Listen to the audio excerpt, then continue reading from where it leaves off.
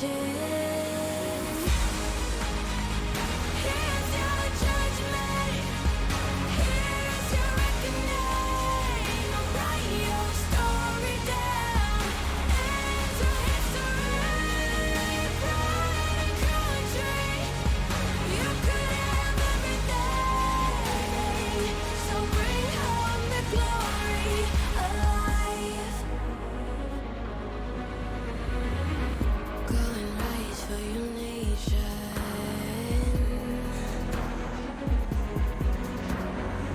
There's so much at stake. Will you show up? Oh, it's about damn time for a little salvation. Those flags you wave represent them. The world is watching. Here's your judgment. Here's your reckoning. Write your story down. Enter history. Pride and country. You could have everything. So bring home the glory alive. Here's your judgment.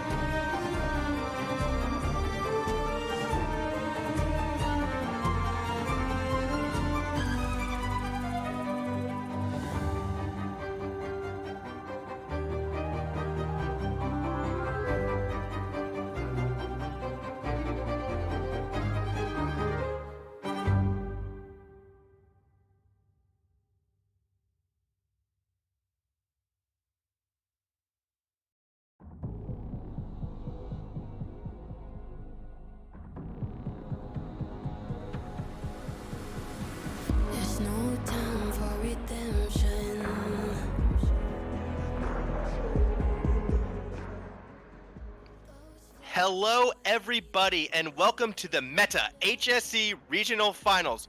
I am Max Formal von Neumann, and joining me today will be Ewan Midnight Reed as we look over the top teams from every state as they battle for that chance to compete at the Grand Finals at MEO. Throughout the past several months, all of these high schools have been competing just to get to this level of the competition, and after today we will have a better understanding of who may just be the ones playing at what is the largest esports event in Australia. Ewan, you have to be as excited as I am. Oh, I am so excited. I think every single person that's been involved in Meta over the past several months has got to be as well, because this is the final last couple steps on every team's journey for that grand final. They've had to fight for their own right within their regions now, within their own states. Now they're finally going head to head against the other states to see which state will truly be superior when it comes to the high school talent. State, or sometimes country perhaps, because New Zealand getting involved as well. The defending champions of this tournament, they're still alive right now. Rangitoto, they're like, we're going to be seeing them a bit later today, but before we get into that, quickly want to go over the 4 matches that will be broadcast in this one. Opening us up will be Victoria's Melbourne High School taking on South Australia's Adelaide High School. Following that, Queensland's own Kelvin Grove taking on Rangitoto from New Zealand. Then we go down south as Tasmania takes on New South Wales.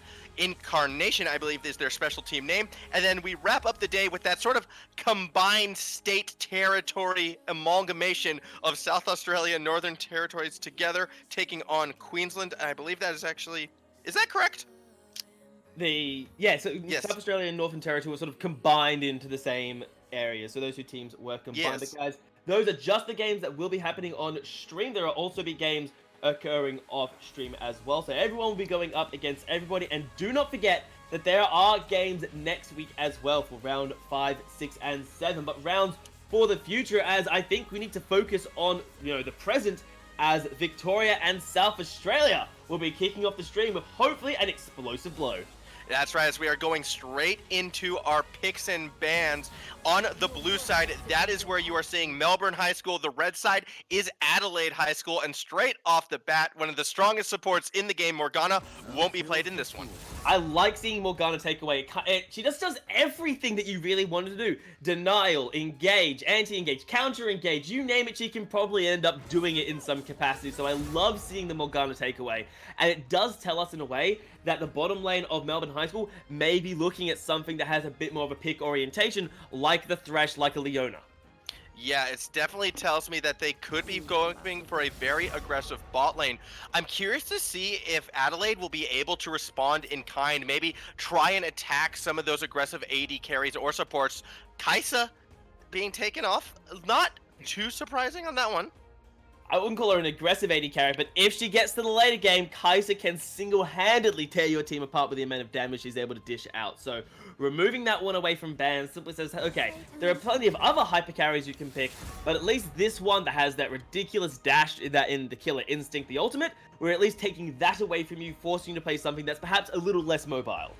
Yeah, and the other thing, though, and why I kind of like taking Kaisa off the board is she actually surprisingly synergizes super well with a lot of those engaged supports, because when you get the CC down onto an opponent carry, it's so easy for Kaisa to just start stacking those stacks, which is why, yes, she's generally favored as that late game hyper carry AD carry, but taking her off of the board with what could possibly a hard engaged support, not a bad idea. The Jarvan ban, though, I always like seeing those, just the strongest all-around jungler in my opinion, but Xayah has been left open, and Xayah will be our first priority pick of this tournament. A hyper carry indeed, but the question is, do you pair it up with the Rakan, and will you be allowed to pair it up with Rakan? It looks like the side of Adelaide aren't really interested in denying the Xayah Rakan, so I think here you kind of have to grab the Rakan, and I will always stand by the statement that I think there is no point picking the Xayah without the Rakan necessarily, so I'm hoping to see them lock in here.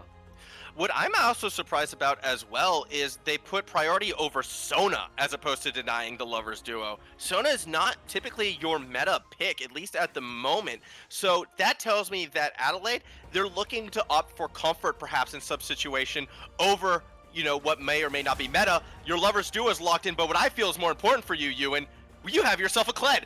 I have myself a Kled, which I love to see. I'm slightly worried seeing Kled blind pick, because Kled jungle doesn't work. So that has to be going up to Sherlock or Stasis. So I'm really interested to see what does Adelaide decide to answer that with. But on the other side, another thing that I think we have to draw attention to, of course, is going to be the Taric-Sona combination. I mean, we've talked about this duo for patch after patch after patch now, about how strong Taric and Sona is. And I'm a little surprised to see Adelaide still leaning towards it, as I know a lot of teams don't really go towards Taric-Sona anymore. Yeah, the only big issue with Taric-Sona is it kind of relies on either your mid laner or your top laner to really take over in that carry role as you get later and later in the game. And it just sort of further boosts and enables them to be that hyper carry. But with the Hecarim jungle as well, this is looking like a team composition taken straight out of what we would have seen in March or February at the start of this entire meta experience. It really does feel like a very potentially aggressive composition coming out of Adelaide. It feels very much, let's just dive in on top of them and delete everybody. And to the bans of Melbourne High School, you have to give them a little bit of credit. We see the likes, the Sejuani, I find a little bit of an interesting ban. It does kind of tell us, well, hey, maybe Hecarim isn't the jungler completely lost track of my bans here, sorry. The removal of the Sejuani as well as the Nico as a way of, they're great counter engagers. So to remove that off the table, and Karma locked it. Okay, so Adelaide are going for almost a protect the hyper carry composition with Karma, Taric, and Sona. I'm really interested to see what actually is their final lock in here, because they got a lot of protection, but what are they going to end up protecting? I have to find out. Yeah, it's not going to be one of those hyper carry junglers because they already have the Hecarim locked in. Unless Hecarim's going top, I wouldn't be too surprised if we see something like Yi or even Yasuo or just one of these all-in 80 carry melee sort of assassin-y, blade mastery type champions. I'm really excited to see where they go right now. That said, Melbourne High School has finished their team composition. It's a bit more standard, a lot of damage, not a lot of frontline, but very strong skirmish, and Tom Kench gets locked in. Okay, so we'll quickly talk about Melbourne High School, so I now know what Adelaide have done. It's very cheeky what they're doing. But the Melbourne High School lineup, as you said, they've rounded up with a lot of damage. The Cassiopeia paired up with the Kindred. They kind of want to use the Lamb's Respite as a way to delay the fight, because the Cosmic Radiance, the Taric ultimate on the side of Adelaide High School, can buy you, I think it was 3 or 4 seconds of invulnerability. The answer is that say, okay, you have invulnerability. Well, now so do we. We have the Kindred ultimate to try and buy ourselves a little bit of space, a little bit of breathing room if the fight isn't going our way. So I really do like the Kindred lock-in, and the Cassio, very safe all-round champion, assuming you can pilot her properly. Adelaide have gone for a very different style. They said, hey, Melbourne High School, you have a lot of damage, but can you get through the tankiness and the sustain that our team composition brings? Because everyone in that team comp is going to be so difficult to kill when you get to that 20-minute mark, because there's going to be shielding, there's going to be healing, there's going to be mobility to no end coming out of Adelaide High School. There's a lack of damage, but in a way, as long as you sustain through the fight, your damage is your sustain. It's not just that as well. I think Awesome.com is going to have insane one-shot potential. I'm expecting this Hecarim to go full damage Hecarim, and then when you throw movement speed buffs coming out of Kiyu and Kazishini, I believe. Apologies if I pronounced some of these names wrong at first, but that's 2 speed buffs that can almost build this rocket horse that can get into the bad line and can one-shot something like a Cassiopeia or a Xayah if the Featherstorm isn't used correctly. I feel as if Melbourne High School has to be very, very careful in sort of picking the right fights or picking the right moments when to push into enemy territory, because getting caught on a flank could be catastrophic for their team. And more so when you look at the summoner spells that Melbourne High School have elected to grab, there aren't actually a ton of combat summoners. There are 3 teleports on the side of Melbourne High School, which does give a very good indication that Melbourne High School don't want to fight. They've looked at Adelaide and said, okay, you guys have got just a really tanky composition. We're going to just try and out-pressure you rather than going up for straight-up fights. Because, as you said, this Hecarim, if he gets sped up by the Sona, sped up by the Karma, and then has a Cosmic Radiance thrown on top of him as well, he can dive into the back lane, one-shot Stasis at Cassiopeia, or bans his Xayah if he's not paying attention properly, and then he doesn't even die as the rest of the team follow up. So, I love this composition coming out of Adelaide. It is so... It's not something I'm used to seeing, But damn, it would be a lie if I said I didn't love what Adelaide are trying to do in our first game of today. Yeah, I definitely feel as if even the damage from Adelaide is not something you can overlook. Like on paper, it's like, okay, it's just supports and tanks. Like, what can they really do? Well, Tom Kench these past couple weeks with some of those buffs has become even more of a monster than he once was, especially in lane. So it's not even as if they don't have that early and mid game, boom potential either. Like, I'm actually worried for Sherlock in the sense that if you underestimate what Santinium is going to be able to do on this Tom Kench, there could be some surprise solo kills. It is, but then you also have to look at Kled is very good at making what looks like a really bad fight turn into a good fight. Because, I mean, if you look through the lore of Kled, Kled's entire thing is fight them again, and then fight them when it looks really, really bad to be fighting them. So, it can work itself out, but there needs Sherlock on this Kled, as you're saying, needs to play this perfectly. Because Tom Kench, if he devours Kled, dismounts him 1 or 2 times in a single fight, which can happen very easily given the damage, the raw damage that Tom Kench is able to provide, Sherlock won't be able to get that remount, he won't be able to get that outplay, and when a split push Tom Kench gets a lickin', he kills everything that stands before him. So Sherlock cannot afford to fall behind in this lane as a Kled.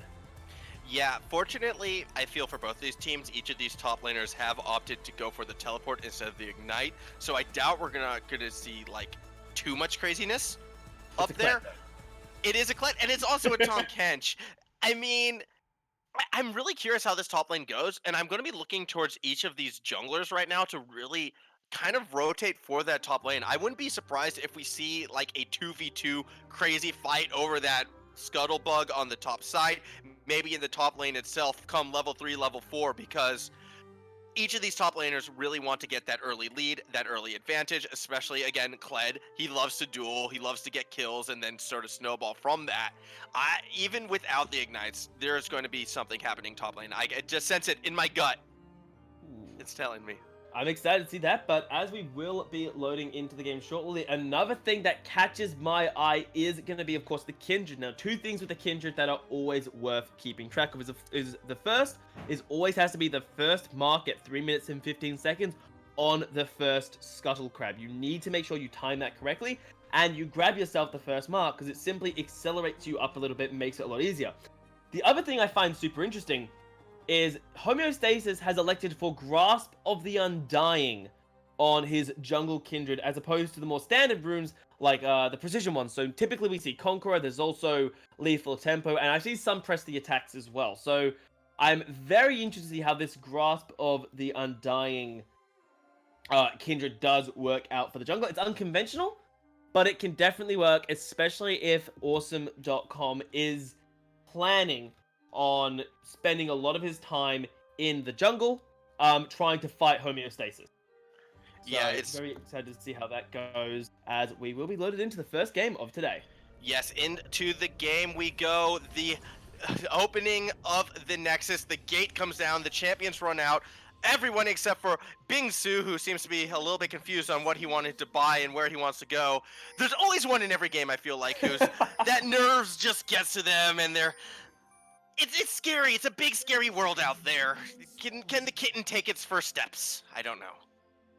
Well, it looks like Bingsu has made his first steps down to the Rift, and the side of Adelaide High School have made themselves a line of scrimmage on the red side of the map, while opposed to the Melbourne High School almost prepared for an invade on the bottom side of the map. Even Kled came down to give a little bit of love to the bottom side of the map, but nothing coming out of these two teams. And in a way, I think that is really smart. When you look at the lineups that both these teams have, the best question is how much crowd control do we have at level 1? Not a whole ton coming out of either of these teams, so an invade would be ambitious at best. Yeah, the one little bit of criticism that I'm going to throw to Adelaide's way in terms of how they set up their line of scrimmage, and it's something that they're going to get punished for right now, actually. Awesome.com has been spotted on the top side and actually engaged on by Sherlock. A little bit of a trade happening. Sherlock can't afford to go too deep. Already, Adelaide was starting to react. The point, though, I was trying to make is normally you want to put your jungler in that mid lane so you can still sort of disguise where he wants to go, be it to the top side or the bot side of the map. And at this stage of the game, Victoria should know that Hecarim is on the top side of the map. They're going to be able to track him easier and maybe turn that into an earlier gank. but they will also know that Homeostasis started on the bottom side, partly because Sherlock revealed himself. He played very aggressively and wouldn't have had time to rotate to the blue buff. Additionally, Bans and Chat were late to lane, so Adelaide High School should be able to work out, okay, Kindred probably started on the bottom side. It's red buff for Kindred, makes a lot of sense. And then we have to track where do they go. A very standard jungle route is to go from your red buff into your Krugs, and that is what we're seeing out of both of them, as Sherlock hitting level 2 first in the top lane, trying to get a bit more pressure out. Yeah, continuing on with those jungle pathing as well, though, another thing I want to point out, and this is something very good from Sherlock, is he did get that ward down on the Raptors, so he would have been able to spot Awesome.com going to the Krugs. As a result, you can see some horizontal jungling coming out of Homostasis. Immediately, he goes for that blue buff, getting some invade down, and there is a strong chance right now that Victoria might actually triple buff South Australia. They might, but they also might get punished for it. Sherlock may be the victim of the first gank of the game as he is walking forwards. .com is nearby. He should be going soon. He's waiting, though. He's waiting. He was swallowed, but in response, Homostasis going to the bot side. A flash already out of Bing, so the Ignite has been dropped. Homostasis on this Kindred going under tower, and we hit a pause. Apparently, there's some lag going on. That is a horrible time for reports, but it doesn't look like Homeostasis will be punished too badly for it. The Guardian is being procced out of Chat's Rakan, so he should just back away, but I'm really interested on the top side of the map. Look at the summoner spells. Sherlock and Sand have both flashed. So clearly, what was supposed to be, a Hecarim coming in and ganking the Kled has not worked out according to planners. The Tahm Kench is not in a good position. 5 CS down, and down a summoner spell, and down majority of his health bar.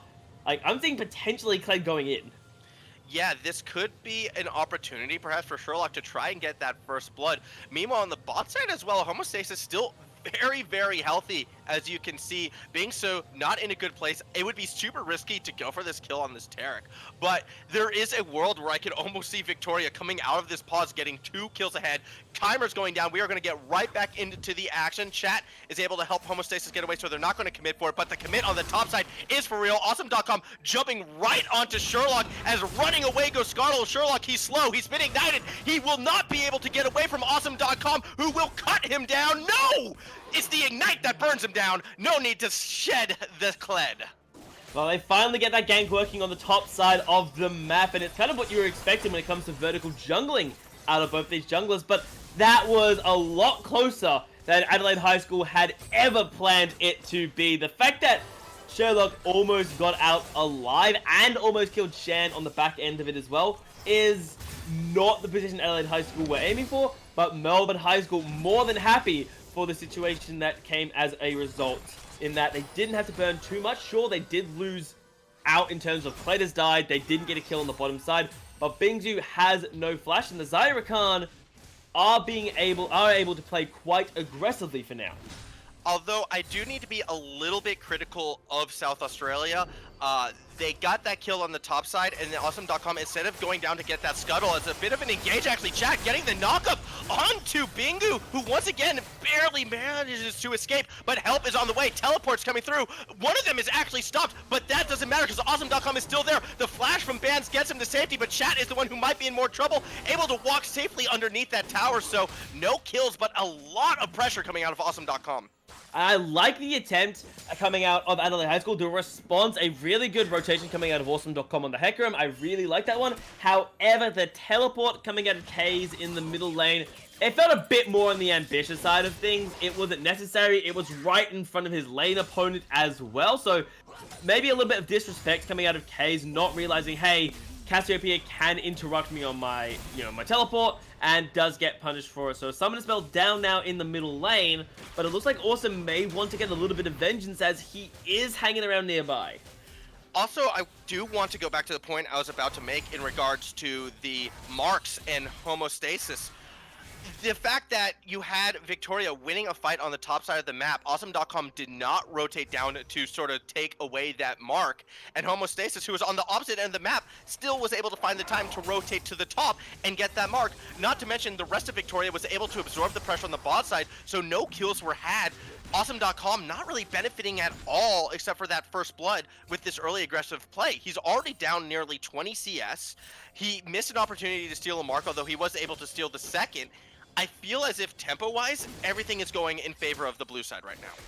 Melbourne High School, it does feel like they've got a little bit of control with the tempo, a lot more so than Adelaide across the lanes. The one area that I think perhaps that can get changed is this top lane. We're seeing that even with the advantage, Sherlock is playing a bit more on the safer side, partly because Tom Kench is very difficult to do if plus he has a level advantage. And when the Rift Tower does spawn in a couple minutes, I think that is something that Adelaide High School need to start utilizing.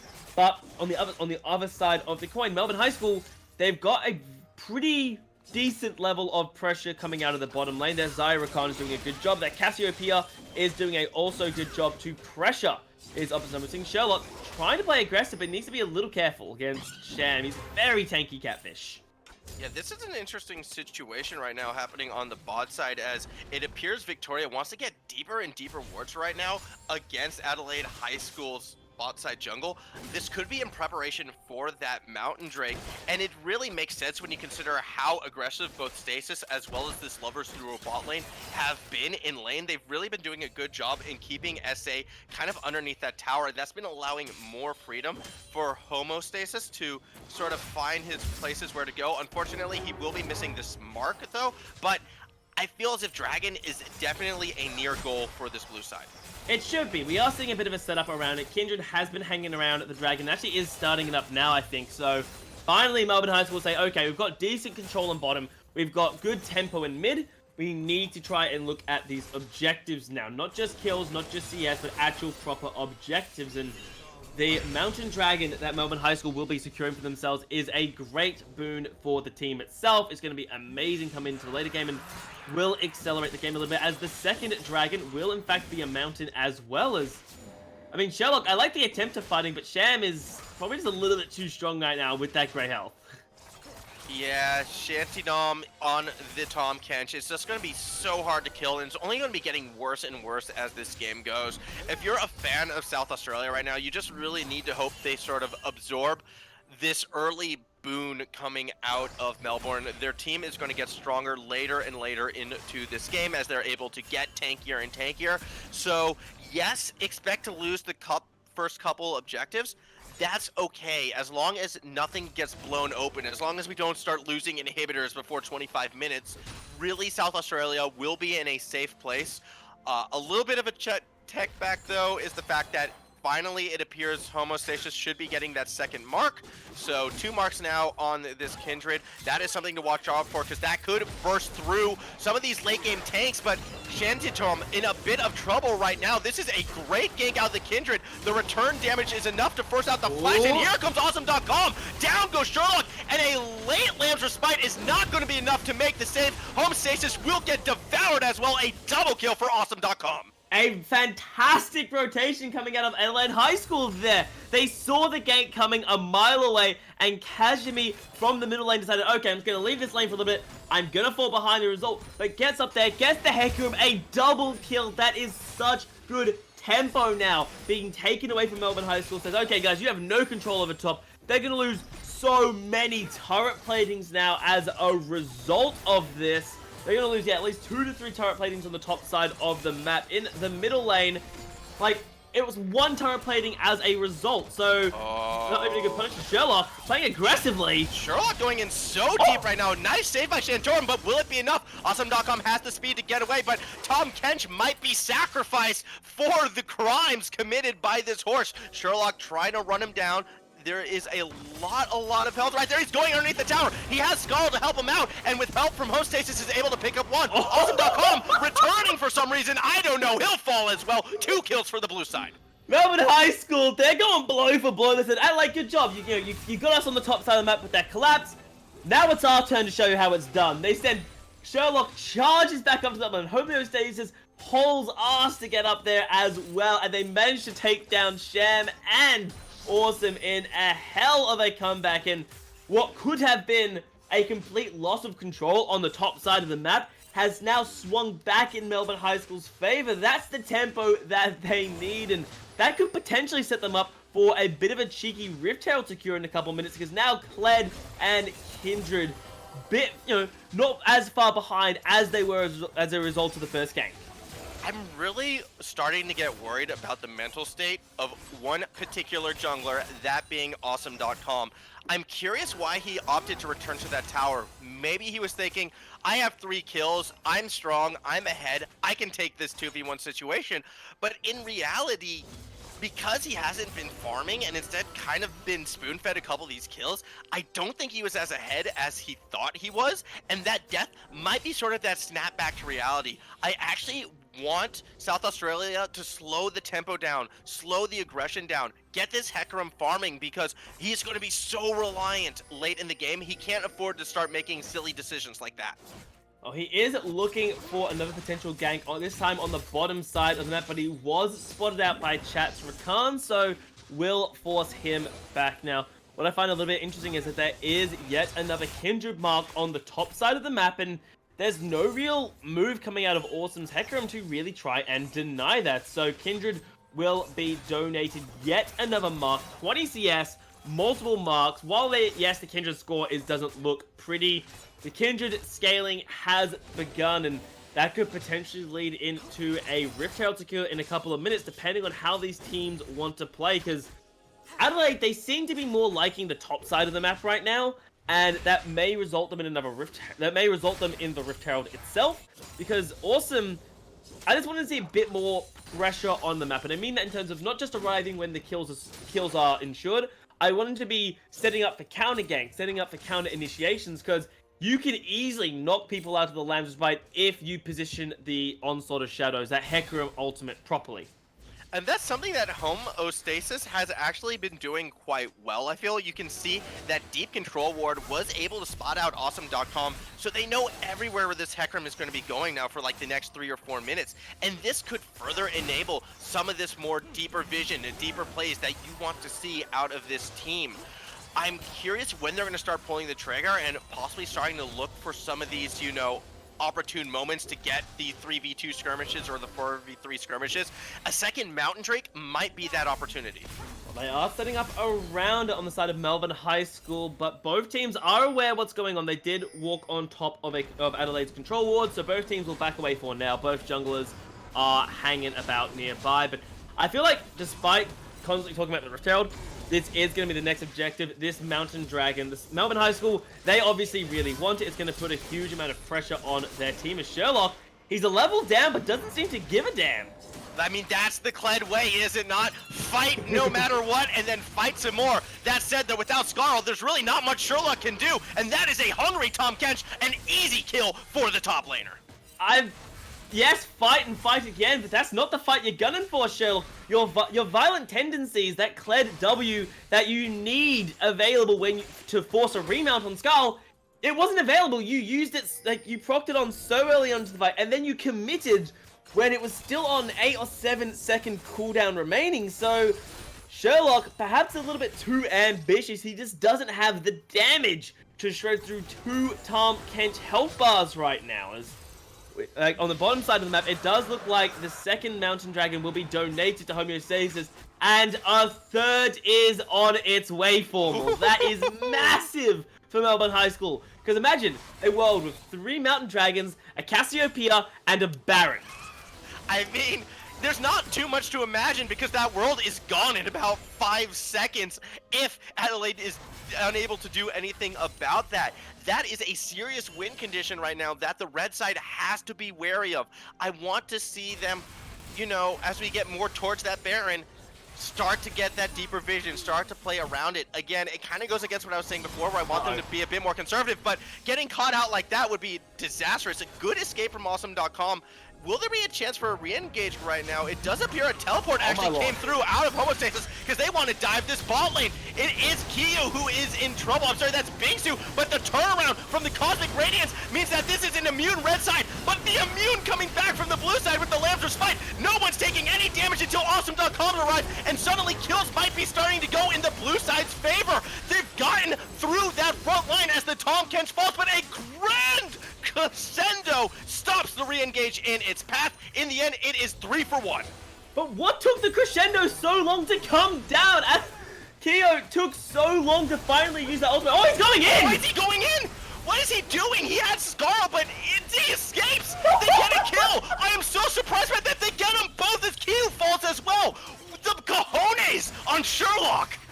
He's playing Cleanse. Cleanse gotta go in, but that fight was everything. It looked so good for Adelaide High School at the start. The ultimate coming out of the Tarek, to buy that time, to buy that space, it looked like Melbourne High School were in such a disaster, but they drafted the Kindred and they used that Landers fight perfectly. They're like, okay, cool, your immunity time's done, now it's our timer. They stacked everyone into that Landers fight, so they got that healing. No one died for the first, I say, 20 seconds of that fight, but finally, the sustain of Adelaide, it wasn't enough, and the raw damage that Melbourne High School are able to dish out with this Cassiopeia, with this Kindred, with this Zaya, was more than Adelaide could sustain, and part of that is, Keo, he didn't use the crescendo till the end of the fight, a horrible error coming out of this zone. They need that ability to lock down multiple moments and pick them off, as we may see another fight around Rip Herald. Yeah, in comes Awesome.com. He was trying to cover behind us. Jack gets a nice knock up. Awesome.com is not going to get out of this one,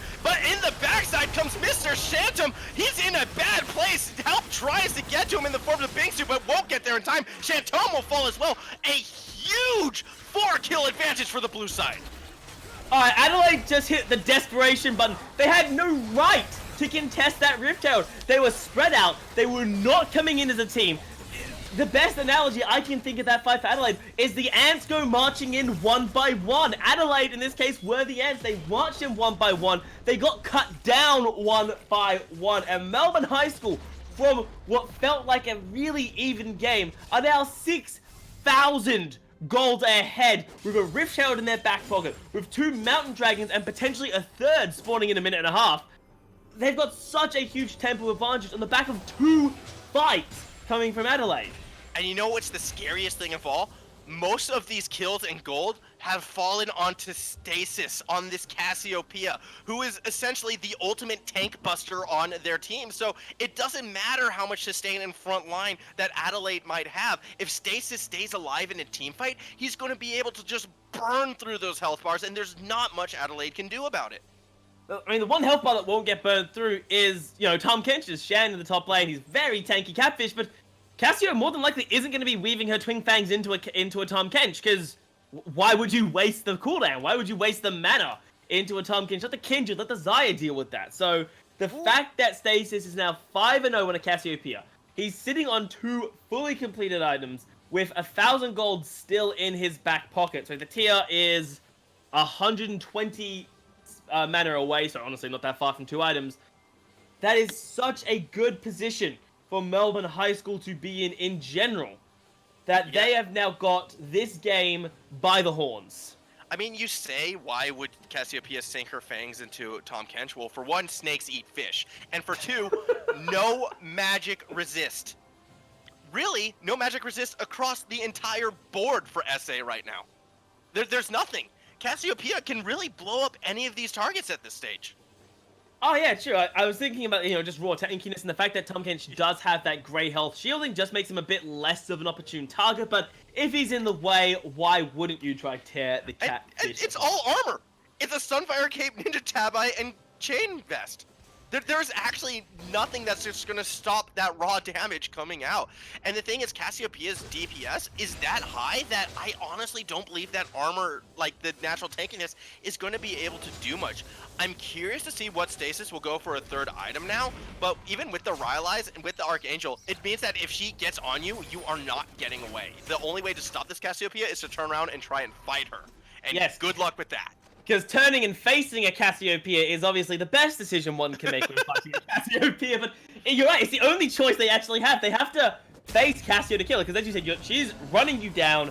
I'm hoping for something like a Morellonomicon to come out as a 3rd item from Stasis. I think that Magic Penetration would be amazing, and look at the amount of shielding and healing that Adelaide High School bring to the table. I think healing reduction is almost mandatory across every member of Melbourne High School's lineup right now, and I think that's going to have plenty of gold to invest into it as we're reaching the 19-minute mark. The 3rd dragon is around the board, and unfortunately for Adelaide, I don't see a real chance of contention given how far they are behind right now. As Melbourne High School, they're setting up an ambush. Yeah, they're setting up on that control ward, but it doesn't appear as if South Australia is going to be taking that bait. Adelaide more content to try and get their lanes under control than to step forward towards that third Mountain Drake. And if you are a fan from Victoria, you are loving this because that will almost certainly now be 3 Mountain Drakes on a fed Cassiopeia with Baron spawning in 1 minute. Yeah, the Baron, I don't think they're going to start the Baron initially. I think the really smart decision is wait till about 21, 22, 23 minutes, get proper vision established on the top side of the map, because that Baron now is going to last about 3 seconds. Maybe, actually, that's a lie. I'll give it 10 seconds before that Baron falls under the full weight of a 5-0 Cassiopeia with 3 Mountain Dragons to boot. So there has to be a constant... Adelaide, they can't drop the ball for a minute, because Melbourne High School, they don't need a minute to kill this Baron. And with the teleport available on Stasis as well, it does mean that this Cassiopeia can split push on the opposite end of the map and just teleport right into that Baron when the time is right to go ahead and take it. We are seeing full map control, a 3-lane push right now, all in preparation for this big purple worm, and it just comes down to when will Victoria pull the trigger or when will Adelaide try to do something about it. That is a very deep Rift Herald drop. I think that's a matter of, oh, it's dying in like 2 seconds. Crap, just drop it. And they're dropping it on the bottom side of the map, but they're going to force the Baron. It looks like Adelaide will know what's going on. And about the Cassiopeia here, it's risky, but Cassio is getting a free push. But yeah, Melbourne, I don't think they can afford to do this without the Cassiopeia, just for how strong Stasis is right now. No, but what they can do is draw Adelaide away from that bot side tower right as the Rift Herald crashes onto it. So an elaborate play, I feel like, to actually keep pressure going on the bot side, possibly take a tower there as well, might pay off with the amount of tension that was brought towards that Baron. So they do get the tower, and now will they rotate for Baron, or it appears not. They opted to sort of reset instead. I think they could have had an opportunity there to kind of sneak the Baron by getting Adelaide off kilter. But it looks like Melbourne High School didn't really want to try and risk it. It would force teleport out of Stasis, and Melbourne High School just did not want to risk that sort of play. They are trying to get a proper vision, and the best way for that we have to keep track of is pushing the minion waves in. You need to push in top, you need to push in mid constantly, and that is the best way to see who is going to get proper vision established. So far, it looks like Melbourne High School doing a bit of a better job of keeping their minion waves pushed in and aggressed upon. So they need to continue this pressure, though. They can't just sort of sit back and let the game play itself. And I think they may also be waiting for items. Bands has got to be close to picking up his Infinity Edge. He should... No, he's still a little bit off getting that Infinity Edge. So I think they're just waiting for a couple more items to come on through. And with Sherlock picking up his Black Cleaver as well. That split push coming out of the Kled.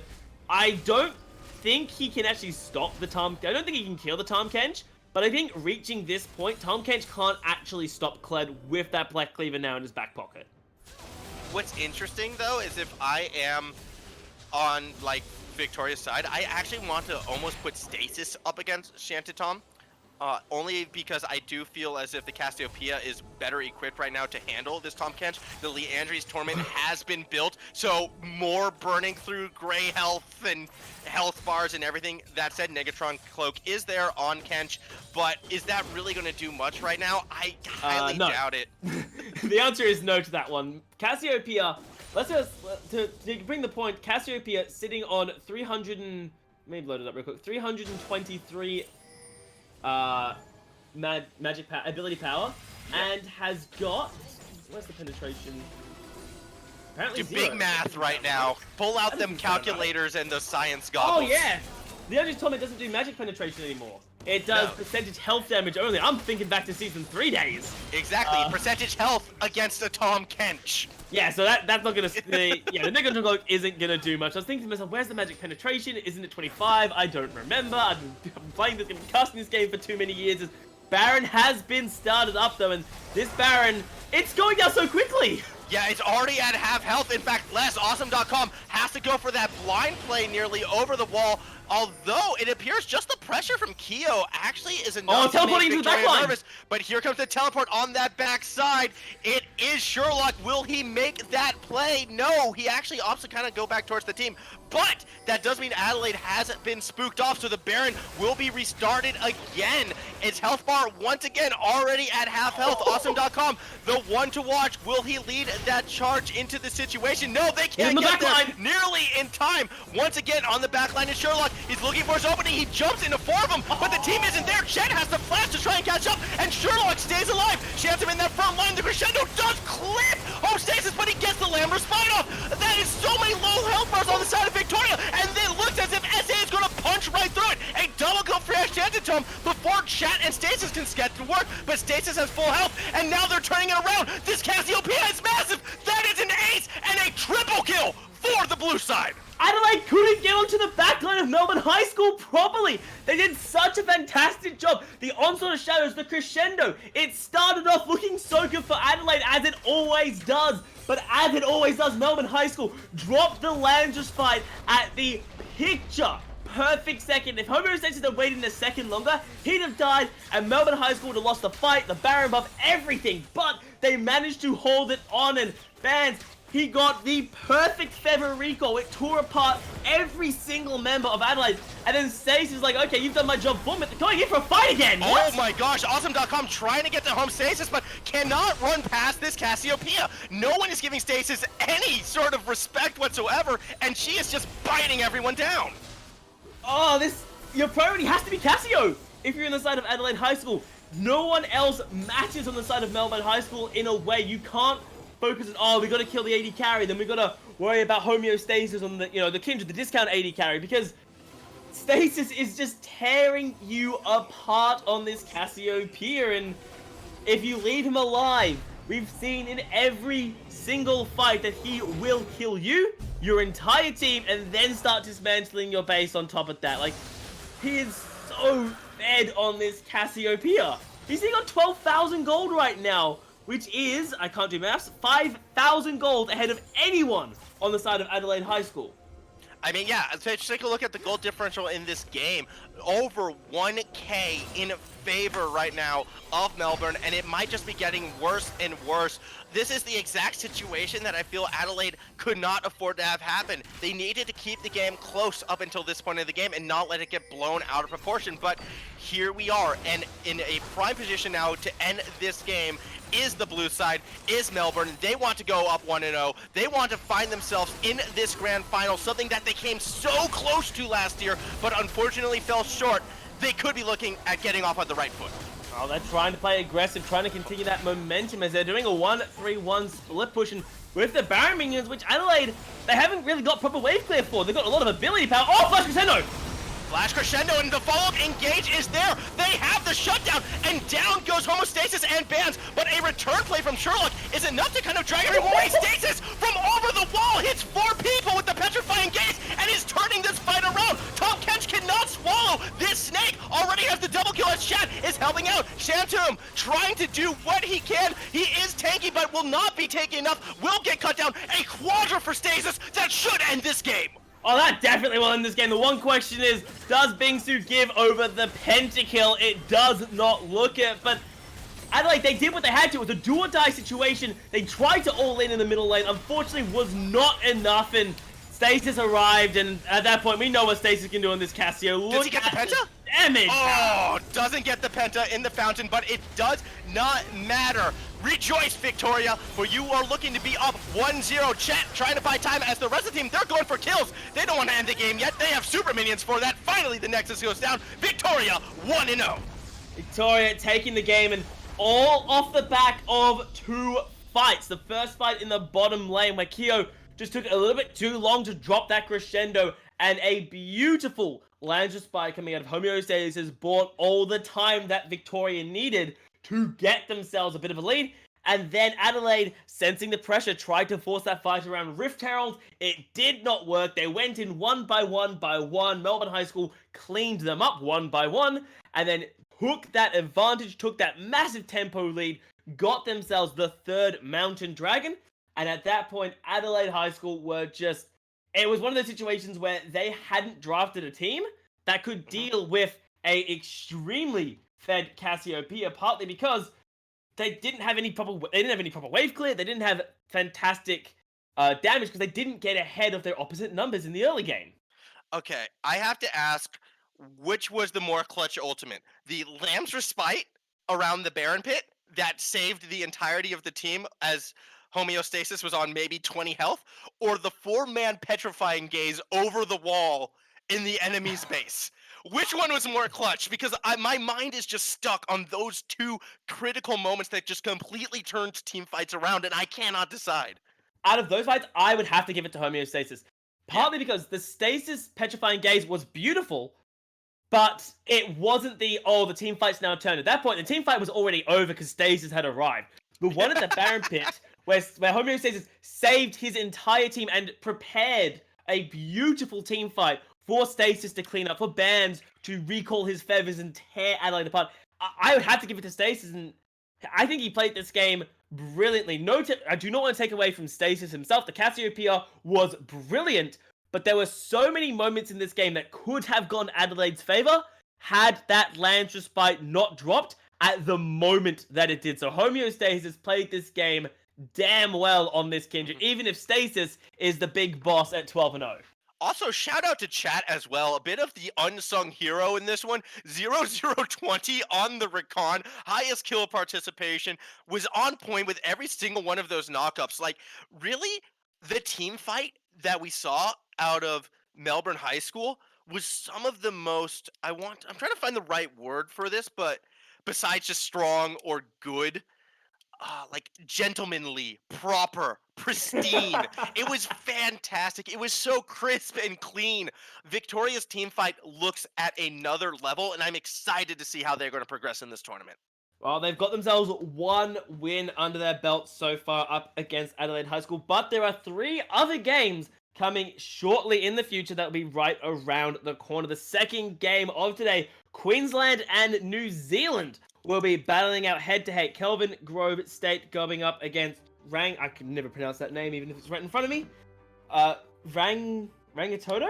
Is that how I pronounce that one? Rangitoto. I'm never going to pronounce that one properly, but that is right around the corner, guys. So, I must admit, I'm going to ask who you think's going to win this game, Formal, but I think it's kind of a redundant question, given you're from Queensland. So, I'll ask it anyway. Okay, now, when I'm actually predicting who is going to win games, I cannot be biased. I am putting everything on the defending champs. That is Rangitoto. But you never know. My boy AS7, he could step up today. I'm excited to see how he goes. It's going to be a fun one. Queensland versus New Zealand. It's going to be a tough order for the Sunshine State boys against, the foreigners from across the pond. But they are the defending champs for a reason. We have, multiple people returning who were on that championship team last year. Really, New Zealand is my pick to take this entire thing. Wow, very confident in New Zealand. Think they can go back to bat.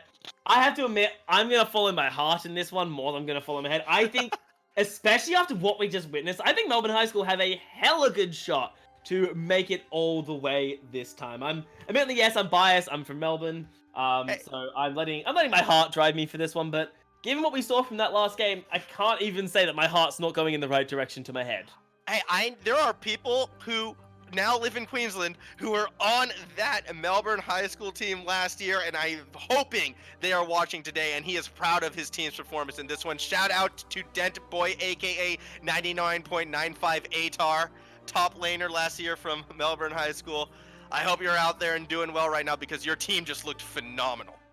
Yeah, looking in an amazing spot there for our first game of the day. But as we said, there are at least 3 more matches that will be on stream that I must admit I cannot wait to get to, but there will be a little bit of a break, I believe, between this and the next round, guys, so please do not go anywhere on those browsers. Coming up in hopefully only about 10-ish or so minutes, we'll have Kelvin Grove State from Queensland going head-to-head against Rangitoto from New Zealand.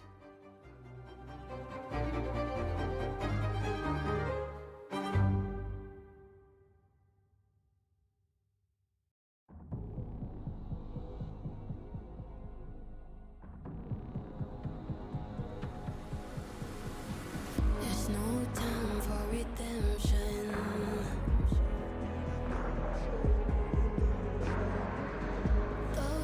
makes you wave. Will they hold up? Don't cry for your vengeance. It's right there to take. Oh, if you want it, the world is watching. Here's your judgment. Here's your reckoning. I'm right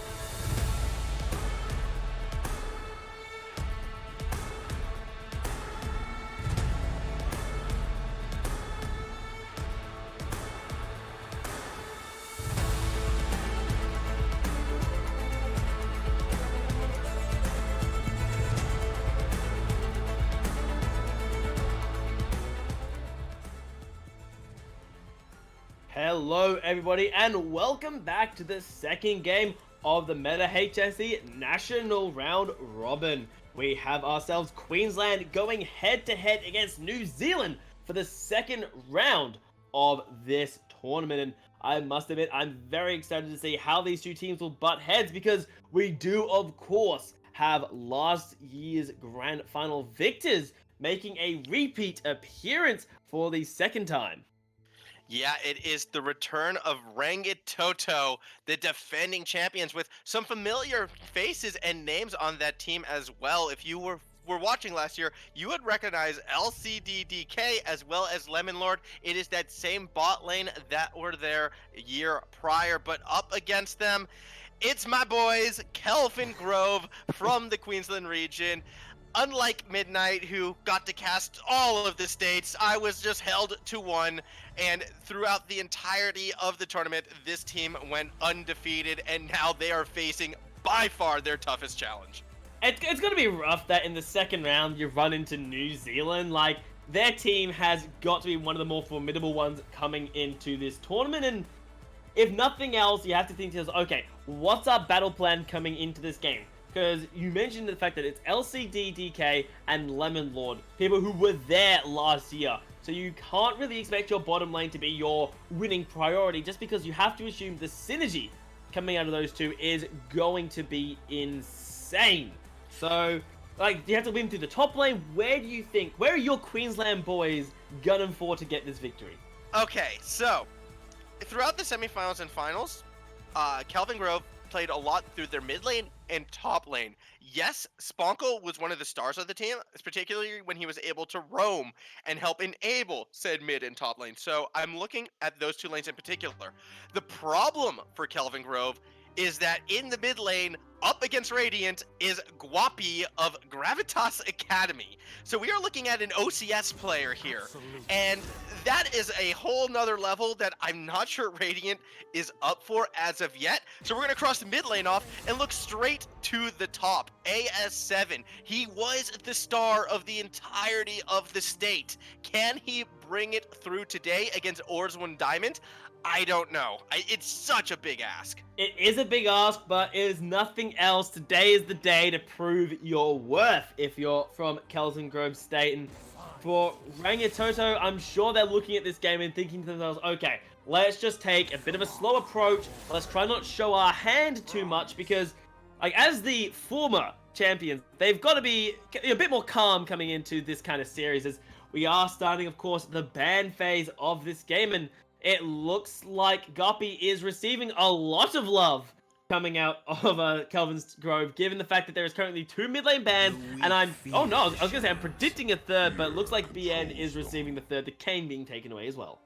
Yeah, I mean, again, it's not as if there's any real weakness to this Rangitoto side. BN, a challenger player in his own right, so obviously you want to get him off of his comfort main as well.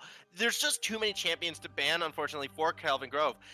To continue on with your point as well in regards to Rangitoto and how they should feel confident as if they've been here before, that can come with nerves as well due to expectations. You don't really want to let, everyone saying, oh, you got this, come in thinking either overconfident or nervous. What if I fail? You still have to remember to show up and play this game of League of Legends, as we're seeing our first picks locked in, the Darius for AS7, but a response, a Yuumi. I mean, the Darius is a little bit nervous to see, honestly. I don't like Darius in a nutshell, but the fact that Darius is so easily kited does raise a few red flags for me coming into this game, just because there are so many champions you can lock into it that does well. On the other side, the Yuumi locked in. I'm surprised they haven't paired it up with a Sivir, but they grabbed themselves the Akali, which, if I'm not mistaken, Akali is considered a good answer to Darius. It is a strong answer, but in regards to this Darius pick and why I am not phased by this one as much, in fact excited, AA7's Darius had been banned throughout the entirety of the tournament. He is known for this champion apparently, and people have not wanted to face it, so him on his comfort pick, that is huge. Not to mention the fact Kelvin Grove have also been able to lock in that Lovers Duo bot lane. So definitely I feel Kelvin Grove, they're getting a lot of champions that they do want. But from New Zealand, they're getting a lot of these power picks. Akali was recently buffed as well, so I do expect to see more and more Akali in the meta. Yumi strong in her own right, Wow. paired with the Kaisa, that is a good lane. I'm about to say, my first thought when I see a Yumi is obviously Yumi Sivir. They're such a, it's almost almost like an iconic duo at this point. But the Kai'Sa paired up with something that isn't a hard crowd control support, I think is a little unconventional perhaps. But I am hoping for good things coming out of LCD and Lemon Lord in the bottom side of the map as we kick off the second round of bans, and looks like Rangitoto do not want to waste any time taking shots at the jungle role of Boosted. I'm surprised though Sejuani is the shot that they're going to take, considering that they will have pick priority, and it's Sejuani, I feel like it's exactly what New Zealand needs right now to kind of start finishing off their comp. They need some of that hard engage, some of that crowd control to help protect this Kaisa further, especially with the Yumi. You can kind of make up for it a bit. As you were saying, you want the Kaisa to have some hard crowd control. The Sejuani could have provided that. Skarner as well could have provided that. I'm a bit surprised. Meanwhile, on the side of Kelvin Grove, if they're attacking that top lane, I think their strategy in this one is going to 100% be, let's get this Darius ahead, let's get the side lane going, and maybe we can get New Zealand off balance. I don't know if it's going to pay off, but I'm excited to see that's where these teams are headed. But the concern for me is the fact that I'm pretty sure Akali is a good matchup for the Darius. So I do actually think there is going to be Akali in the top lane unless we see something very vulnerable in the middle lane, as Xin Zhao is the jungle lock-in for BN, and I'm hoping to see a lot of aggression coming out of the Xin Zhao, because I don't get to see him often, but when I do, he's often invading. Yeah, this is actually a very aggressive team that we're seeing coming from New Zealand, especially with that Xin Zhao. I feel like there's so much burst and so much damage coming out of the red side that if they get a small lead, they have that ability to snowball it and end this game very quickly. Xerath being locked in, meanwhile, for Radiant, this is a comfort pick to him. He got it once during the semifinal and final, and then that was permanently banned for the rest of everything. That is how strong he was on the Xerath. Very good picks and bans going for Kelvin Grove. They are getting their comforts. Mumu on boosted garbage. I'm sure you're scratching your head on this one. Yep. It's comfort over meta. Okay, so comfort over meta. I love seeing comfort over meta, and it's a good tank jungler. It's just not one I'm used to seeing. So it can definitely do its job though, and of course, paired up with the Xerath, it's the long range artillery, which I love to see out of Xerath as the last lock in. They're hovering Teemo. They're gonna swap to Fizz, and that is terrifying to see. Oh no, never mind. So it is gonna be Renekton into Darius instead, which is just a good matchup, I think, as well. Yeah, they're gonna instead it's gonna be Guapi opting to take that Akali perhaps into the Xerath. That can be a scary situation for Radiant. The stuns have to be on point, because if Akali can dodge and sidestep and find her way onto that pillar of energy, it will spell a bad time for Kelvin Grove. I do like the Zen pick. I think it synergizes well with that Renekton. There's a lot of kill pressure on that top side of the map as well. It's going to be hard for Boosted Garbage, who really doesn't come online until level 6 on the Amumu, to find his avenues on where he can really make that large impact.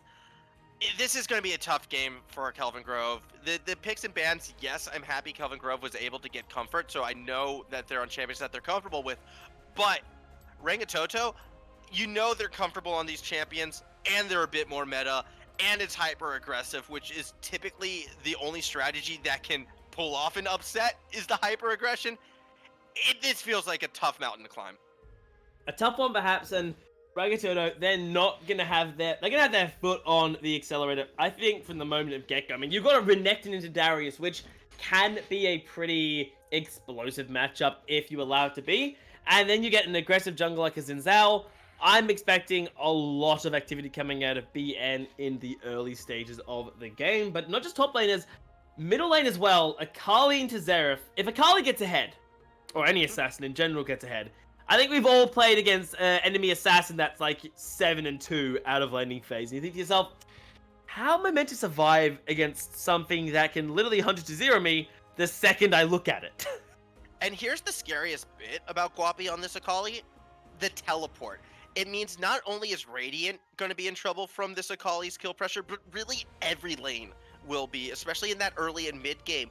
If BN is doing a good job in getting deep vision, the flanks that could potentially be coming out of Guapi have the potential to be beyond devastating. In fact, they could be game controlling and even game ending. So from a vision standpoint, Kelvin Grove needs to be super careful that they don't allow themselves to get caught out in bad positions because of lapses of vision.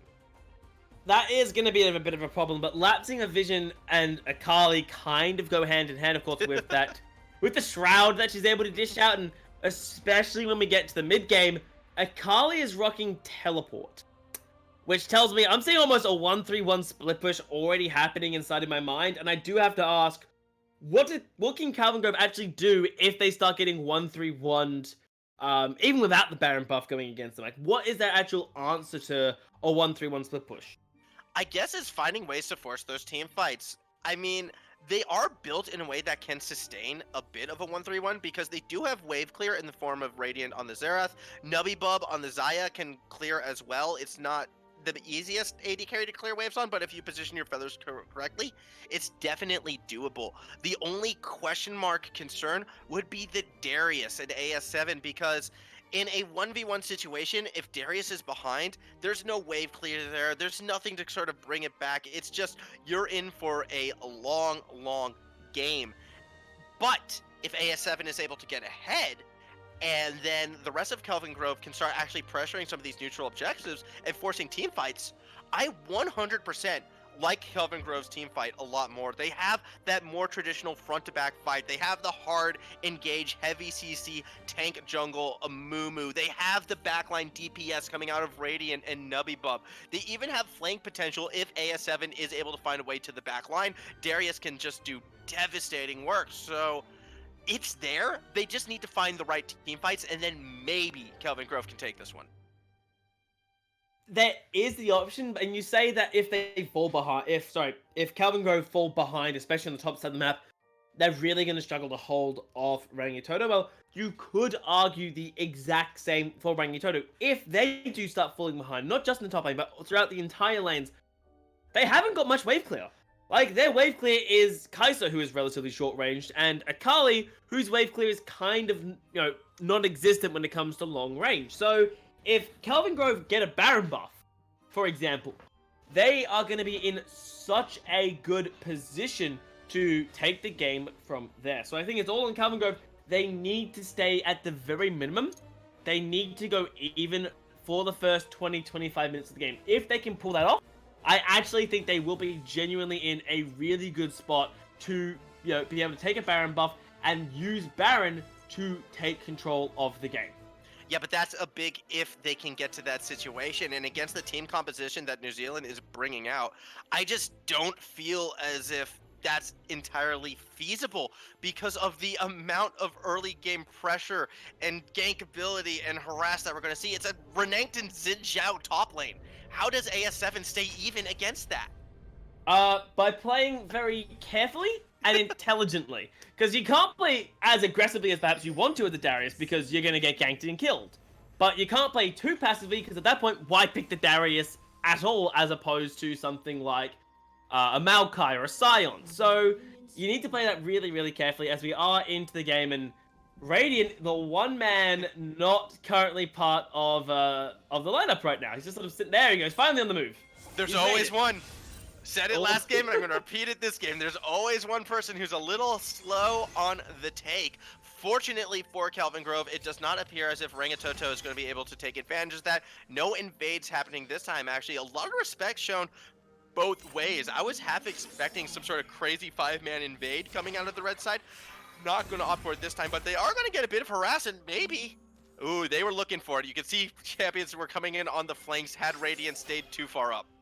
I mean, Radiant, my heart got going a little bit there, but that's not the best. So Radiant still has Flash, he still has Barrier available. It would suck to have to burn them early, but he was able to get out without too many problems. As the laning phase kicks off, without too much happening in the early game coming out of either team, and both junglers starting on their red bus, but interestingly, we're seeing Lemon and LCD setting up a little bit of an ambush.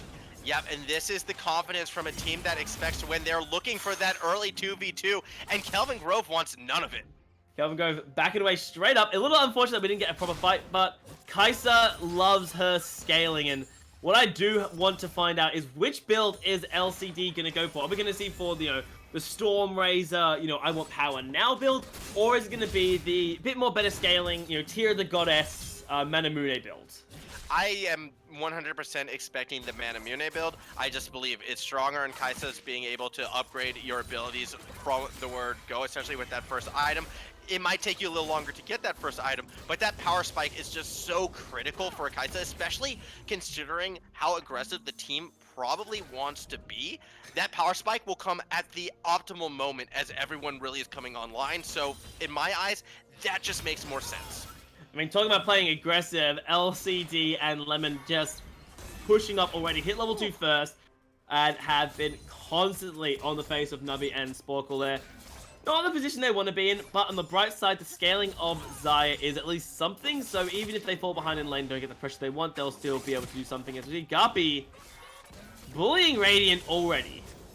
Yeah, not too surprising to see a lot of harass coming out of the Akali when available onto Radiant. I mean, Guppy definitely has the ability. Knock up, though.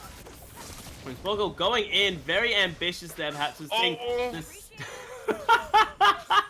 Guppy, I love the use of that. Oh no, there comes... Oh no, Radiant's gonna run, one more hit will do it, and first blood coming out for the mid lane combo. Yeah, that was just too easy of a gank. They were tracking the ability cooldowns. They saw the stun was down. Doesn't matter if the flash is there. Radiant step too far up in lane. An easy follow-up flash from BN, and first blood going to the side of Rangitoto. And that's not what you want. An assassin getting first blood. We may see a skirmish on the bottom side, but nothing too much coming out as a result. But the middle lane is not the lane you want to get snowballing. And an assassin who gets ahead early game is an assassin who's going to be a problem come the late game. Definitely in that regards. A bit unfortunate that Guppy wasn't the one who got the kill, but that's okay because BN is really going to be the person carrying this team for the first 15-20 minutes of this game. If he can take that kill and that experience right now to the bot lane. Oh, he's looking. Exhaust is dropped. Ignite is dropped as well. He finally arrives, and that beautiful flash or else he even ensures the kill goes over, and he manages to be the one to pick it up. Unfortunate boosted garbage. He was right there, just 2 seconds too slow. And this is one of the problems of the Amumu jungle. Radiant doing a nice little dance before missing a stun there in the mid lane. That was a funny little interaction. As I was saying though, one of the problems with the Amumu jungle is really boosted garbage isn't going to be that strong until level 6. I'm sure he's just thinking, guys, we just need to survive like another 4 or 5 minutes and I'll be there to help you. Just please don't die in lane. But BN, he's thinking the opposite thing. It's like, uh-oh, I gotta get as many kills as possible before 6. So, sorry, whatever you want, Kelvin Grove. I want to win this game. This is gonna be the BN game. Playing nice and aggressive. He's got a kill on the board and helped with a kill on the bottom side of the map. But the pressure he was able to dish out, even if he didn't get an assist, is... I think Radiant's already accepted that Guppy is just gonna be playing with him mid. Like, that's... I don't know whether I want to call that bullying or what I want to call that one, but that's cruel coming out of Guppy.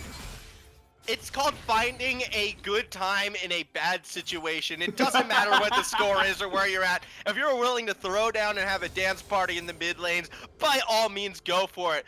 Guppy, though, bringing a lot more composure to this lane. I think the mental strength is definitely there for the red side and Radiant. He's just getting harassed whenever he tries to do anything right now in this mid lane. I mean, he's out of mana. He's down huge amounts of CS right now. This is not the position that the mid laner Radiant really was gunning for him.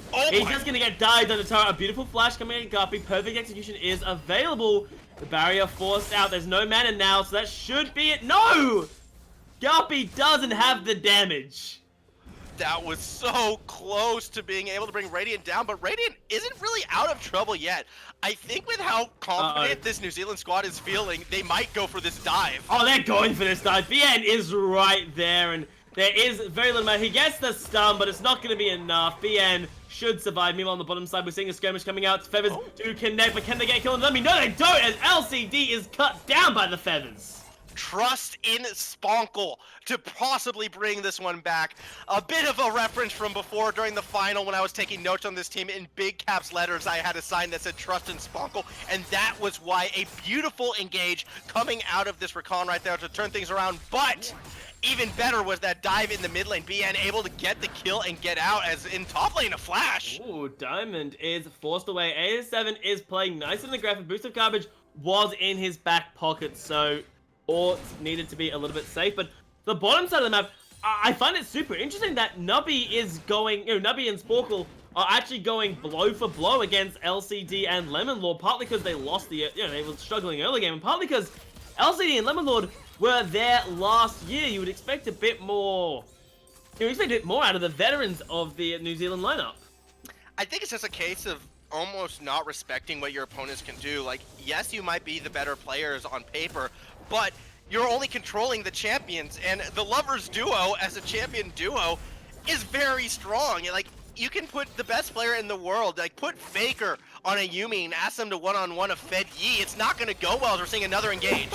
LCD forced back by taking over half of his HP, but the saving grace will of course be the Yuumi heal. But I want to go back to your analogy real quick. What are you talking about? Why would you have a Yuumi and a Master Yi? What? What I'm saying is even the best player would struggle in a losing matchup. That's what I'm trying to say. And okay, I was going to say, you're making a very weird analogy with the Yuumi Master Yi coming out there, but talking about the Yuumi this game, doing a lot of harassment, doing what they can against this Lovers duo is top lane is skirmishing out, Dominance is popped, as is the Hemorrhage ready to go. The dunk coming out, Orts is just going to get run down and executed as Radiant may be in the same spot, taken out as the final chapter coming out. The CC landing, the plasma stack coming into Nubby. Nubby will take him very low. Nubby will go down, but the reinforcements of Garbage, will it be enough? I think it might be, as Lemonlord has abandoned his AD carries, and see it, Kaiser, you're on your own. There was so much so close for both teams in that situation. I saw bandage tosses getting thrown in wrong ways. Missiles coming out of the kitty cat just not on point. But in the end, it's just those raw on-hit damages that is able to secure the kills both way. Action across the map as Guapi is climbing further and further ahead. Look out, Radiant. You're in a lot of trouble now. Radiant is so dead. He burns the stun as well, so there's nothing keeping him safe. Garby should be able to pick up the kill. No, goes over to BN, and they are trying to dance around the turret, not able to get out alive with one member. Scarpy, can you do it? The answer is no, you cannot. You will burn down to the crying of the Amumu. And, it feels as if, like, New Zealand, they were coming in this expecting an easier game, perhaps. At first, everything was going their way, but now they're starting to get punished more and more for this aggressive posturing. Boosted Garbage has now hit level 7. He hit that 6 power spike, as we saw in the bot side of the map, where the Curse of the Sad Mummy was able to turn things around. A good rotate to mid, gets him 2 more kills. All of a sudden, this is a 3-0 Amumu. Yeah, this Amumu is very strong, but you have to remember that at the end of the day, it isn't Amumu, it is a tank, and you do want that gold going on to some of your carries. I think Radiant, bro, you're still playing in a Nationals game, man.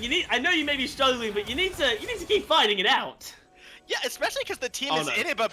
Oh, no, that's cruel. That's bullying, BN. Oh, man. As, like, the moment things start to look good for Kelvin Grove, BN reminding us that, hold on, New Zealand is still in control of this game. They still have that 2K gold lead, but the fight is there. If you're a fan from Queensland, you want to start seeing them play more around this bot and top side of the map. Try and get the side lanes as ahead as possible before Guapi shows his head on those side lanes, because it's only a matter of time before this mid lane tower goes down and Rangitoto starts trying to use Guapi's lead to push those side lanes. Like, there's a small window right now for Kelvin Grove to keep this game in control, and they need to act on it. Yeah, and that is what we are kind of seeing. There is a bit of a roam coming out of Garpy, and they will grab themselves the Rift Herald as well, and potentially kill Radiant. Not able to land the stun, will simply go down, and that could potentially be the mid Herald bust. If they have Herald available, then they're dropping it mid. Yeah, they're going to drop it mid, and they're going to get more plating and more gold onto this Akali as a result, just further pushing her ahead. Like, Guapi is going to be a game-changing monster. Oh, no, it's going to go down. They're going to buy time, can they? The Grand Engine's buying as much base boosted garbage as near, and they didn't get Nuppy, and now LCD might be in trouble. Curse the Sad Mummy used to buy a little bit of space as Garbage trying to kill that LCD, but he just doesn't have the damage coming out. Here we go, Brendan. Lemon Lord grabs the kill as Boosted Garbage. I think he got a little bit too big for his breaches, had a couple kills as a jungler, and decided, I can do this. No, you cannot. Again, as you were saying before, you're still a tank. It's almost similar to what we saw in that last game with the Hecarim getting some early kills, thinking I can take some of these like 2v1, 3v1 fights, but unfortunately, at this level, you really can't. You have to respect that your opponents know how to play around a fed, tanky jungle. This time around, New Zealand is able to pick off another kill in their favor. They're starting to snowball now. They have that Mountain Drake. They have a 4K gold lead, and this is still with... And a dead mid laner, and this is still with Akali. Ready. Oh. That's brutal. You got no mid lane turret. You can't walk up that far. Oh, no mid lane turret. Down 0-6 now on this Xerath. It's just not a good time if you are a fan of Radiant and his journey thus far. Granted, this is probably going to be his toughest matchup in this tournament, so... You're against an OCS player. You're against Guapi. It's going to be a tough one for you, but at this stage, you got to calm it down. You got to play it safe. Just take the farm that you can. Stay underneath your tower. It's all right. Yes. I mean, Guapi at this stage is going to be roaming. Toxic might be in trouble. No, not Toxic. Sorry, AS7. I saw his clan tag on. Oh, his name's Toxic. There we go. But he was potentially in trouble, but a really good disengage. And they're on a ward. Really they're on a ward. Anything. As yeah, sitting on top of the ward on the bottom side, there is BN hanging around on the bottom side, but I don't think they can actually force anything. No, it's too risky to force something right now against Snubby Buff and Spunkle, although flashes are down, as is Featherstorm, so maybe they could get something, but why bother when there's a free kill in mid? Yeah, Radiant's gonna go down here. That's gonna be another kill handed over to BN. Actually, nah, I think he was gonna leave him for a couple seconds, like, nah, you're too far away, Orts. I'm not gonna waste my time waiting for you. So seeing a dive coming out from Guppy, but he needs to be careful. Oh my god, Guppy does so much damage. He does get picked up, of course, by Boosted Garbage on the Amumu, but that is a fed, like, that's a lot more damage than I was expecting a Gunblade Akali to have. That's just understanding damage limits and understanding your champion. Guapi knows how to play Akali, typically a top laner, but guess what? Akali plays up there as well. So in the top lane where Guapi is more comfortable, on a champion Guapi is comfortable with, you know they are going to be familiar with the Darius versus Akali matchup. Definitely calculated, an easy kill secured for the fourth one of the game. They're teleporting in to try and stop BN from escape. BN's like, nah, I got this red buff, boys. I am the ultimate winner in this fight. So that is teleport for Flash, I suppose. Yep. Not sure if worth for either team, to be quite honest, but the important thing for Rangitoto is that, yes, BN got the red buff, and yes, BN got out alive. So really, it's just another objective going New Zealand's way, as this game is really starting to be taken completely over. Yeah, Radiant's in a bad spot. He may be forced to flash in over the wall. Yeah, he's gonna have to flash over the wall. If he times it correctly, he might actually be the end, which is a bait coming in. Can Guppy get out of the barrier coming out? A bit of a charm as well, but there's not enough damage coming out from either of those two members. Ignite burning it down, finally gets it! It was a bait all along! Yeah, but this only made New Zealand angry. Okay, yeah, they want vengeance. Like, alright, you try to outplay us in the mid. Your top lane is gonna have to suffer for this one. Cuts down ASM, but you gotta give Radiant credit in the middle lane. He's like, okay, they think I'm trolling, but little do they know, I'm actually baiting them. It was all the long con for that moment. 15 minutes of the game spent dancing in mid lane, acting like you're AFK just for one play in the Dragon Pit. Final chapter coming out, LCD doing a lot of damage, but not really able to get the kill with that killer instinct used very defensively, actually, but they will try and take the turret. Amumu is on his way here, but I don't think this turret will be lasting the tail of time. Well, they're able to clear the wards and engage. Spunkle gets one. Oh, so close. Caught out Lemon Law, but weren't able to kill down the Yuumi just yet. And with that, I think just look at the low health bars. Nubby and Sporkle are so low. So they're going to be forced back. And yeah, this turret's going to go down. Top lane turret's going to go down. 3 turrets now are going to be in the side of Rangitoto. And this is the early game that they were gunning for. And it's surely Kelvin Grove are a lot more in this game than I was expecting, but it's still a 6,000 gold lead in favor of Rangitoto. Yeah, it's one of those weird situations where I feel as if Rangitoto has not played the cleanest game. Yes, they're super far ahead, but they've made a lot of overconfident mistakes that have kept Kelvin Grove in it. I mean, this bot lane isn't that far behind. It's still Isaiah Rakan that are going as close to even as you can possibly get, given the circumstance. So that is a potential out for Kelvin Grove to play around. Similarly, in the top lane, Darius has a completed Black Cleaver and Ninja Tabi. Maybe he can fight his way back into this one. Actually has the CS lead over Diamond. But for this all to happen again, I want to see how Kevin Grove handles team fights. They're still close enough that maybe they could get something, especially if they catch Rangitoto off guard. But that gold lead is only going to get worse right now before it gets better. So if they're going to try and force some team fights, they need to do it in the next 3 minutes. Well, doesn't look like they are. Just now, a second Mountain Dragon being donated to Rangitoto. We're getting today's the day of Mountains Ore. Guppy, you need to be careful. Dodge that move. This is a 5-man pylon on the Akali who gets out with style, but Garbage says, no, get back here, boy. Trying to hunt him down, but will not be enough. While all this is happening, Ort on the top lane is split pushing in. They invested a fair bit into that play as well. Flash is now down on both Radiant and Boosted Garbage, and they didn't get anything for it. That play had to work because they're also going to be losing mid and top tower. Maybe they have a second attempt. It's going to be so risky, but they may be trying it. They need to get back and defend their base, though. LCD and Lemon suddenly setting up and doing a little bit of damage on those turrets. So I like the idea, but you need to acknowledge that you are so far behind on the side of Kelvin Grove that you can't be playing this aggressively. You can't commit to that sort of fight without being punished. And in this case, they lost their outer tier 2s on the top and mid. Oh, that's a good bandage toss. BN might be in trouble, tries to buy time with the Crescent Guard, but it's not going to be enough. The CC is far too much, finally gets run down, and the shutdown being handed over 450 gold in the back pocket of Nub Nub, as we may see another attempt of the all-in. There is no perfect execution to get out alive. He is charmed up, he is hit by the Decimate. Mumu coming in from the backside, needs to get the bandage shots. Yes, he does, and that will be a beautiful stacking on game, and Guppy a bit too pushed up. Yeah, very good job chaining the CC, but Radiant, similar situation for him. Yeah, that's... He has no right to be that far forward. It's as simple as that.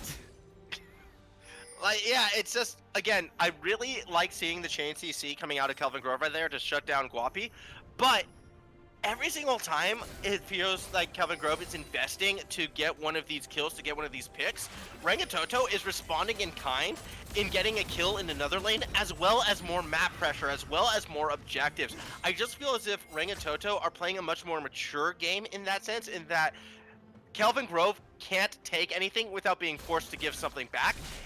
And then you add to the fact that Rangitoto is also able to take things at times and not give things back. That's really where you're seeing the advantage going.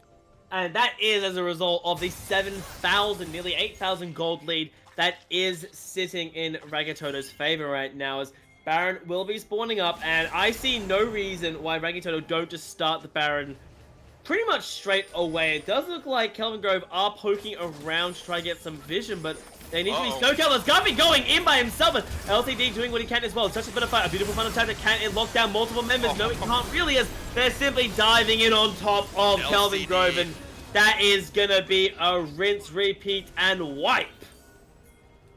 Yeah, that was just, again, Kelvin Grove were not in a position to really contest much there. They didn't have the vision in the jungle. They didn't have Curse of the Sad Mummy, which is really required to shut down the high mobility out of Rangitoto in these team fights. They had no business being there as Radiant. Found you! Guppy's like, hey, where you going, boy? Get down here, boy. You're coming down. And I think Radiant's just trying to have a little bit of fun with this game.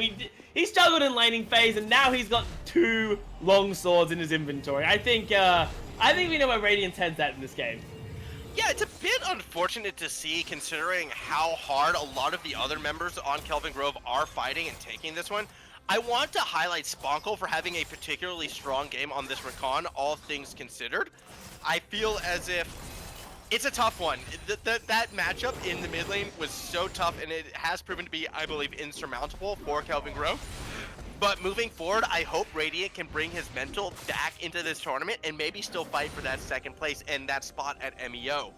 That said, though, when I'm looking at Rangitoto, they're looking very, very strong, especially in their decision making and in their individual like macro play. I'm loving the synergy out of BN and Guapi, and I think this is something that could carry them very far in this tournament.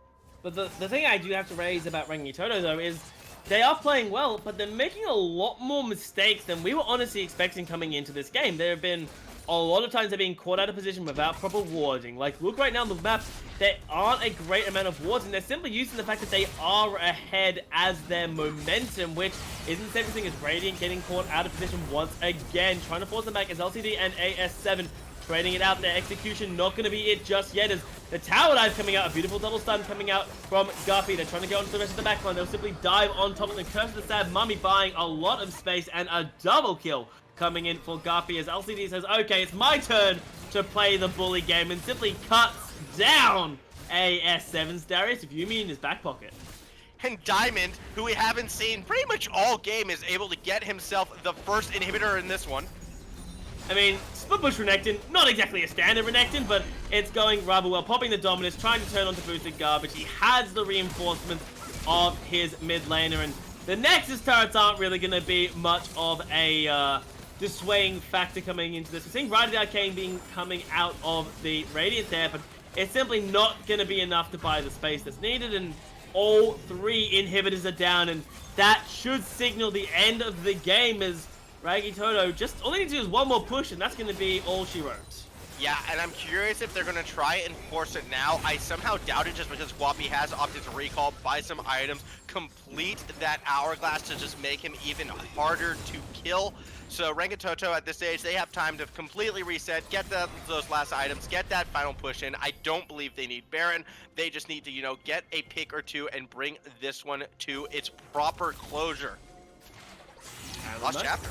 Lost chapter coming out, locks down Radiant, locks down ultimate members. LCD maybe in trouble, use that killer instinct to keep themselves safe. No. And now split up Orts trying to get into the backline as Boosted trying to hold his own front, but it will not be enough and gets run down. And now 3 members remaining, and it looks like it is going to be Rangitoto on the hunt. Navi is the next victim, uses the Feather Sword to buy time, but it's not going to be enough. Gets cut down as LCD grabs that kill as well, and that will be the second game of the Meta Nationals, with Kelvin Grove falling to the former champions of New Zealand. Rangitoto will grab the game as soon as they're done playing with their food. Sponkel almost had the deathless game, but he threw it away at the end. Does not matter. Rangitoto taking this one in 24 minutes. Yeah, it might not have looked as clean, perhaps, as what we saw out of Melbourne High School, but that's because it was just so much faster paced, like foot on the gas pedal from the word go. Rangitoto making it look easy. Yeah, making it look very easy in that game. Part of that is maybe the mind game coming in. I think the moment we load in, Radiant's like, yeah, nah, I'm not, I haven't got hope. I'm not going to try and stress myself out. 0-11-3 with a serrated Dirk in his inventory. So Radiant had a bit of a rough game, but hopefully he can pull it back in the other games. Because again, there are 2 more games on today. There are 3 games on next week. So a lot of time for Radiant and, of course, Kelvin Grove State to, you know, pull themselves back in. And also, for those of you at home who might be thinking maybe Serrated Dirk is that new meta on Xerath, I pulled up the damage graph myself just to take a quick look. Spunkle did more damage than Radiant on the Xerath, so yeah, Radiant had a few issues this game. No, it definitely was a case of visible mental boom, unfortunately, coming out of the mid laner. And I feel as if things had gone maybe a bit better and Xerath had been a bit more competitive in that one, that game actually was a lot closer than it may have seemed. AS7 actually was winning that top lane matchup. The bot lane was getting some solo kills. Boosted Garbage was coming online, it felt like, for a bit there. But I don't want to call it a 4v5. It was as close to a 4v5, unfortunately, as you're going to get. You need to stay strong mentally, if not for yourself, then for your team. And unfortunately, that is where Kelvin Grove do get punished for this second game. And like I said, I'm hoping that in the future games, because I think we see them on, we see Kelvin Grove later on today. So hopefully Radiant, you know, resets his mind, gets himself ready to go, because it would be a shame if one man decides, yeah, no, I'm not in the mood for this one. But on the other side, Rangitoto, I think they just need to be a little bit clearer with their wards. There was a lot of times there where Garpy was getting caught out of position, and he was making it work, but that's only because he was significantly ahead. If he was getting caught out of position and was even with his opposite number, I don't think he could get away with half the shenanigans he did in this game. Yeah, but that just comes down to the question is, were they playing that way because they knew they were so far ahead? Or is that an actual flaw in their game? And really, that's not something we're going to be able to find out until later in this tournament and seeing how they progress. I am very curious to watch this team again and see, okay, maybe against someone like Melbourne High School or Sydney's Incarnation, they might be a bit smarter in how they approach the game. I don't know. We're going to have to wait until we see those matchups. And talking about those matchups, we have to look at the third game, the one right around the corner. We do have Incarnation, that team you were just talking about. New South Wales Blakehurst High School's team, Incarnation, will be going head-to-head against Tasmania. So as you called it, the Battle of the South. Coming out as Elizabeth College will try and take down Incarnation. But I've been hearing only good things about Incarnation, and from everything I've heard, you need to fear Incarnation.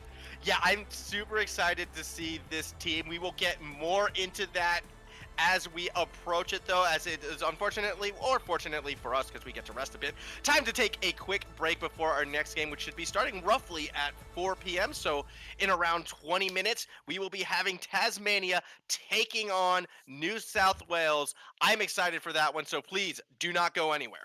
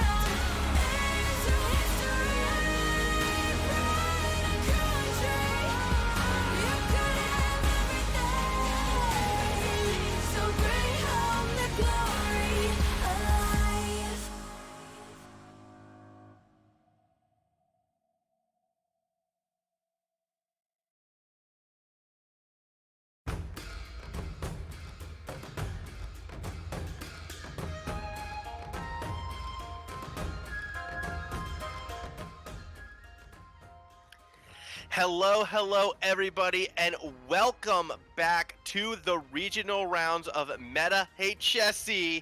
This is day one of our two-day round-robin extravaganza. That said, round two is until next week, so we don't need to worry about that till much later. I am still your host, Max Formal Von Neumann, still joined by Ewan Midnight Reed, as we are getting ready for a match south of me, probably not as south as you can be, Tasmania taking on New South Wales. And the two teams that will be fighting out, Elizabeth College and Blakehurst High School, will be our two competitive teams for today. Now, Blakehurst are going by a very fun little name, calling themselves Incarnation for this tournament. And everyone that I've talked to when I've been planning for today, planning for the round robin of Meta, have told me that a team you have to keep your eye on is going to be coming out of Incarnation, is this New South Wales lineup. And when you look at who's actually playing on their roster, the warnings that I've received make a lot of sense. Yeah, it definitely is going to be a fun team to watch, but before we get too into that, a little bit of, what's the phrase for it when you have to make a slight change? Bookkeeping? Bookkeeping, that's it. I was going to say some back of house changing, but bookkeeping is the correct words. Our fourth game for today has been changed because we wanted to bring you something a bit more exciting to watch. So instead of watching South Australia's taking on Queensland, we will be watching New South Wales versus New Zealand. So two of the tournament favorites will be our last match of the day. It also means back-to-back showings of Incarnation, with this being their first one. And with that, as your Incarnation, you have to think to yourselves, okay, people are actively watching. How much do we reveal? How much do we have to keep secret? Now, against Elizabeth College, I think Incarnation can probably just play the safer game and go, okay, let's just reveal what they already know we play. Let's just reveal a ton of meta stuff and then rock it with that one. Against Rangitoto in the second round, I think they're going to have to bring a little bit more to the table. I think Rangitoto is a little bit of a different beast when it comes to League of Legends. But Elizabeth College, they are hopefully going to put up one hell of a fight. And Incarnation, I think the onus has to be on this team to be the proactive team, to be the one to get control of the game early. Yeah, I feel Incarnation on paper, they're just a better team, unfortunately, for this Tasmania crew. But anything can happen if you slip up even a little bit. Heck, wildcard teams can take down Rocks Tigers. Tasmania could take down that beast that is New South Wales. But to do that, there are some players on this New South Wales teams you need to be careful of. I am speaking, of course, Slogdog, the usual top laner, I believe, although he actually might be playing off-role in this one. Either way, he is a challenger level player. In fact, a top 100 challenger level player, sitting at rank 49 when I last saw him. He is definitely going to be someone to watch. And I am excited too because he plays a certain champion that I may or may not adore. So hopefully we do get to see that one coming out in this particular matchup. But we'll have to, take a look at what they do elect to pick, what they do elect to ban. Is hopefully we will be getting into the game very shortly. So very excited to see what they bring to the table. Do they go for meta or do they go for comfort? I'm with you on this one. I think we don't see any of the crazy picks just yet, so I'm expecting more meta. But depending on how confident they may be feeling, we could be seeing the outlandish picks. The stuff there might not necessarily be their secret pocket pick, but not something you'd expect. Your Heimerdingers, your Volibear, something like that. I wouldn't be too caught off guard. I mean, Volibear actually kind of works right now. I think he's the quote-unquote answer to Yuumi, if I'm not mistaken. So I think we could potentially say that if Yuumi is locked in, but what we do know is Silas and Vayne will not be able to get locked in for this particular matchup. And I do like the Silas removal. Silas is so flexible. He does a little bit of everything. It's almost too good. Silas is also a frequent pickup for both Slogdog and Leave Me Alone, the two highest ranked players on Incarnation. Not surprised to see him taken away. Alistair, also a good engaged support, as continuing to ban away some of those safer picks out from Tasmania. no Vayne, no Lux. I'm curious to see where these last bans will go. I'm expecting a certain champion to get banned away here. I'm hoping to, as a fan of Tasmania, wanting to see this one go, but it's not. Okay, I find Mordekaiser the last ban. Mordekaiser interesting because Mordekaiser, Talia, and Jace have all been removed from the tournament today due to just game bugs and such. The Mordekaiser ban's a little bit interesting. Not too sure where that one is coming, but it does leave that champion open. We're not going to say its name until it gets locked in. I'm praying it gets locked in. We'll be very sad if it does not, but Jungle. yes, it can work. Trust me, it can. Trust me, it works. Is all I will say to that one. As the final ban being the Kindred, that removal of the anti-death coming in there, which I am a huge fan of seeing. And we have to find out what does Elizabeth College from Tasmania decide to grab as their first pick. Yeah, I'm curious where they're going to put their priority, and we're going to see Darius. So, second time today, we're seeing the team that might not be favored opting to prioritize a Darius blind. It didn't go the best. It didn't go the worst for Calvin Grove. Maybe it'll have a better showing with the chosen one on this Darius, but an insta-lock Aurelia. Wait. This looks bad. Yeah, no, if I'm not mistaken, I might be horribly wrong with this one, but last memory serves me, Darius counters Aurelia. So the Aurelia lock in here is very interesting and might even be a little bit of pride coming out from Incarnation's side, because leave me alone, if that Aurelia does go into a lane against the Darius, I'm very worried for this Aurelia. As we're waiting for this last pick right now, timer's at low, and we won't be seeing who we were hoping to. Instead, we're going to be seeing Lee Sin. I'm sorry. Maybe next game. Hopefully next game again. I think it's a good point not to say the champion, just in case that scouting hasn't been done. So we'll just leave it up as the mystery champ. I missed the mystery champion, but the lock-in from Lee Sin does tell us that there is going to be a lot of early game priority coming out of the side of Incarnation. The Lee Sin obviously not great scaling. If you want to talk about scaling, however, Shyvana's got it in spades if you can do it properly. Now, what I have to ask, Formal, and it's something that I hold close to my heart. AD Shyvana or AP Shyvana? I am a traditionalist in every sense of the word when it comes to League of Legends. So attack speed Shyvana, which typically means AD. I don't like the burst. I like being semi-tanky, but being able to just shred people's armor through auto attacks, being able to run them down. So I am very much the AD Shyvana player. I'm hoping for AP Shyvana. It's always a bit of fun to see AP Shyvana rock out, though. It'll be a nice surprise, to say the least, as we do get to see the two mid laners locked in. Nico up against the Rise, and it does look like so far that everyone is just sort of banning and picking for themselves, which is honestly surprising. Like, not too surprising coming out of the side of Elizabeth College, but you'd feel a team like Incarnation, with such a reputation around it, would be try be a bit more tricky with their pick and bans.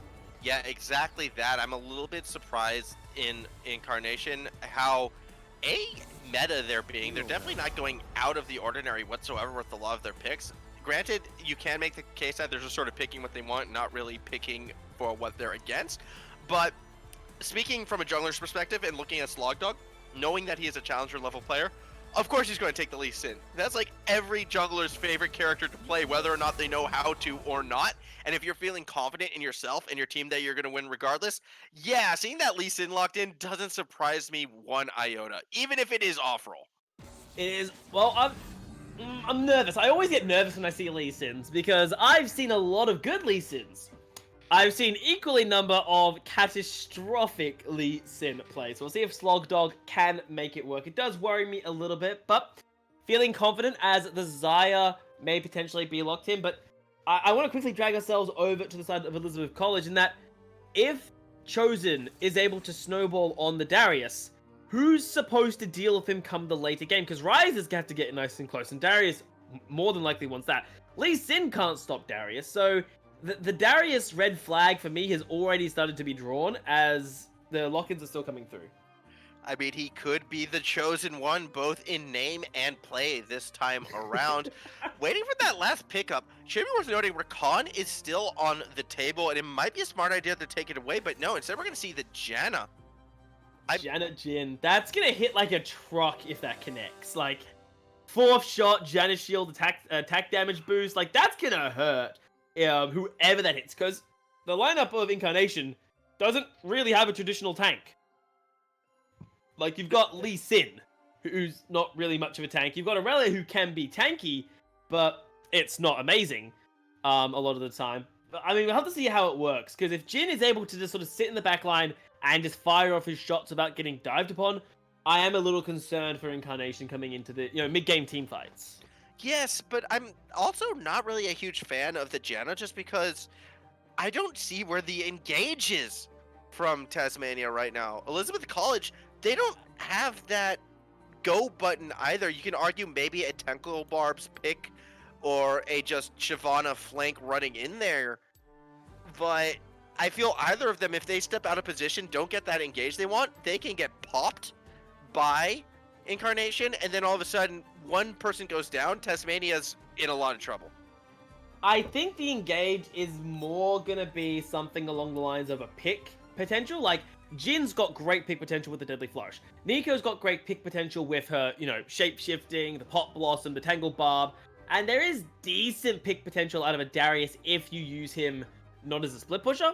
So I think there is some hope for Elizabeth College. Although I do agree with you, there is no traditional engage beyond maybe throwing your Nico forwards. But then again, that's not usually a great idea. So if Elizabeth College fall behind, especially against the Baron buff, I'm very concerned that they will not have the tools available to them to be able to, bring it back and make an even game out of what is already a bad situation. And that's why my eyes are definitely going to be on Slogdog and this Lee Sin to make things happen for Incarnation, because if they're going to get an early lead, it's going to be around this jungle matchup. Lee Sin, one of the most aggressive, invadey, annoying junglers to go up against. He can snowball a lead similar to that of the Xin Zhao that we saw in the game previous.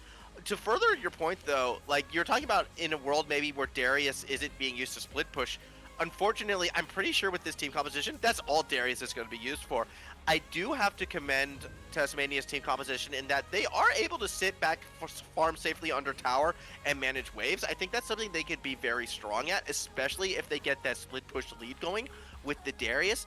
But they need that lead, and against Lee Sin, against Slogdog, it's going to be so tough for them.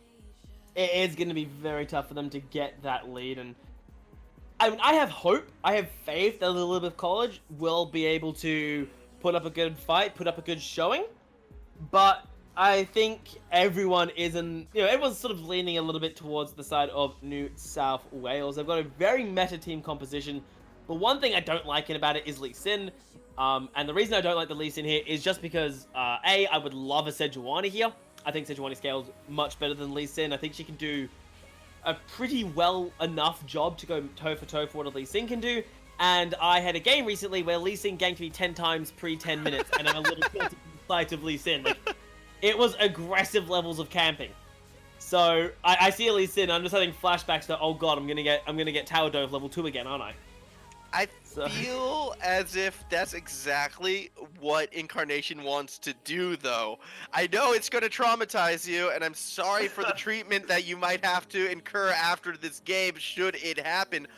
But in a perfect world, someone's going to get that Lee Sin boot, and it's going to happen again and again and again until the team is beat down into submission. And if I don't see that out of Incarnation, then I will agree with you. The Lee Sin pick probably wasn't the right one, but I see no reason why that won't be the case. I do agree with you on that one. I think Slogdog will be more than capable of playing this aggressive Lee Sin style, and I kind of expect to go top lane. Honestly, if you set a Darius behind, he becomes redundant. So I am really hoping for the Slogdog's Lee Sin to rock up, to really give this Darius the workaround. Because if you can get Aurelia ahead of the Darius, I think the matchup is honestly fine. Assuming you can build yourself that kind of lead. Speaking of the Darius as well, if you're going to have like such an ego that you're going to name yourself the Chosen One, I really shouldn't be surprised that he's going to be rocking that God King Darius skin as well. And really, I like this. This tells me this is a player with swagger. And as we were talking about before, Darius does win that matchup against Aurelia. So there is a world where Slogdog might try to get aggressive, try and make that play onto Darius in that top lane, and all of a sudden he turns it around in a 2v1, gets 2 kills early.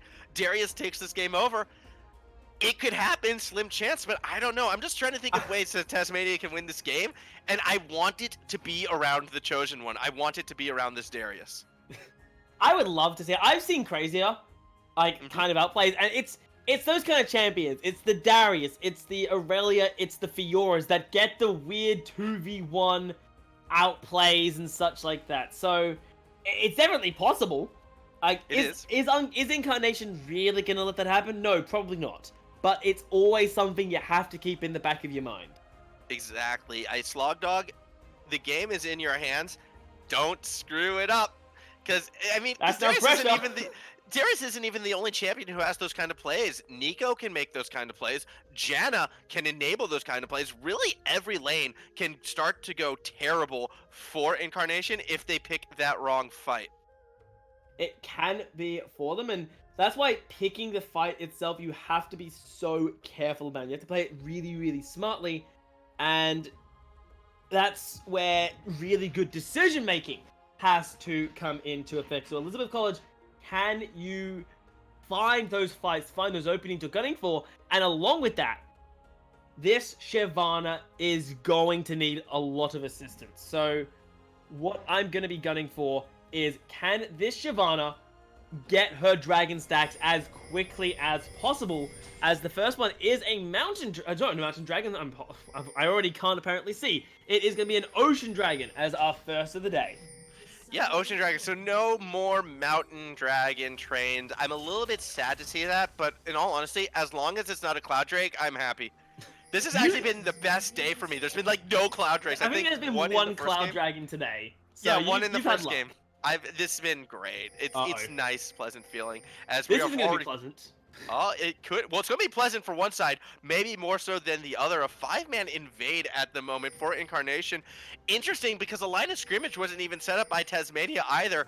Yet they're all kind of glumped, and they're still going deeper. They're still looking for it. This could be trouble. That is the pilot who's going to be caught out. The knockups there, the follow-up damage coming through. Flash is going to be used, and Jet Pilot does survive.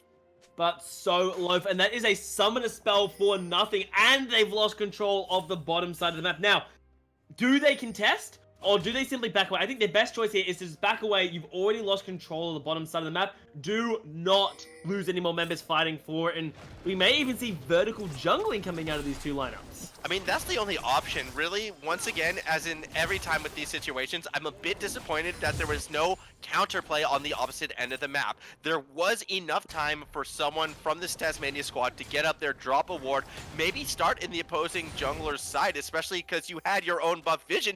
You could have done that and gotten away with it. You knew where everyone was. A bit unfortunate, a bit of a misstep, so early advantages right now definitely going in favor of Incarnation.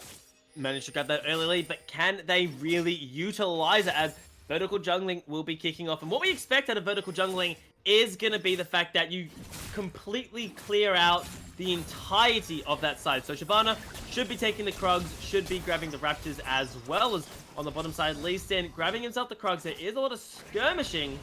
We'll be expecting to grab Krugs, but instead of grabbing the Raptors as well, it looks like he is pulling back to his side of the jungle. And Shyvana as well, only grabbing the buff before abandoning ship. I think that's really unideal, honestly.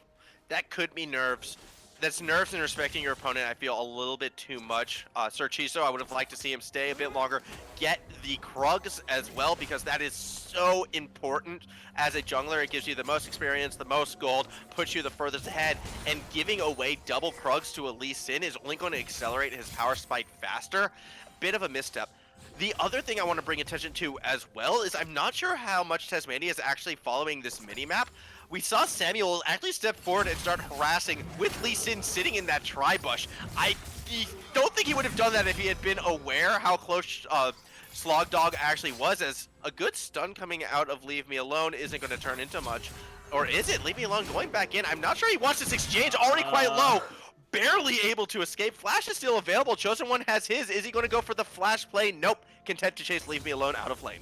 And this is what we're talking about. Darius into Aurelia is a very rough matchup for this Aurelia. While she is ahead in CS and has been generating a lot of pressure, she just can't win the fights because they're so difficult. And Darius, of course, with that, you can never take away the fact that he's not available.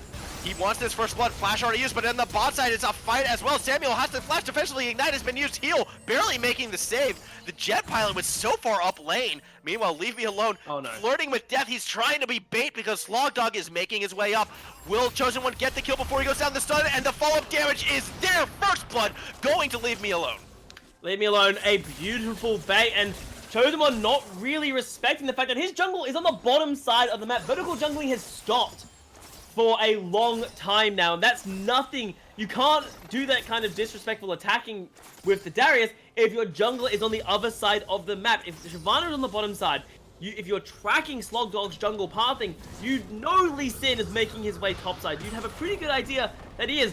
And with Leave Me Alone baiting on such low HP, it was very clear that he was trying to keep Chosen interested longer than perhaps was necessary. Yeah, I was about to actually further embellish that point. As you said, you have to wonder, what is Leave Me Alone actually doing, running around in the river on under 200 health?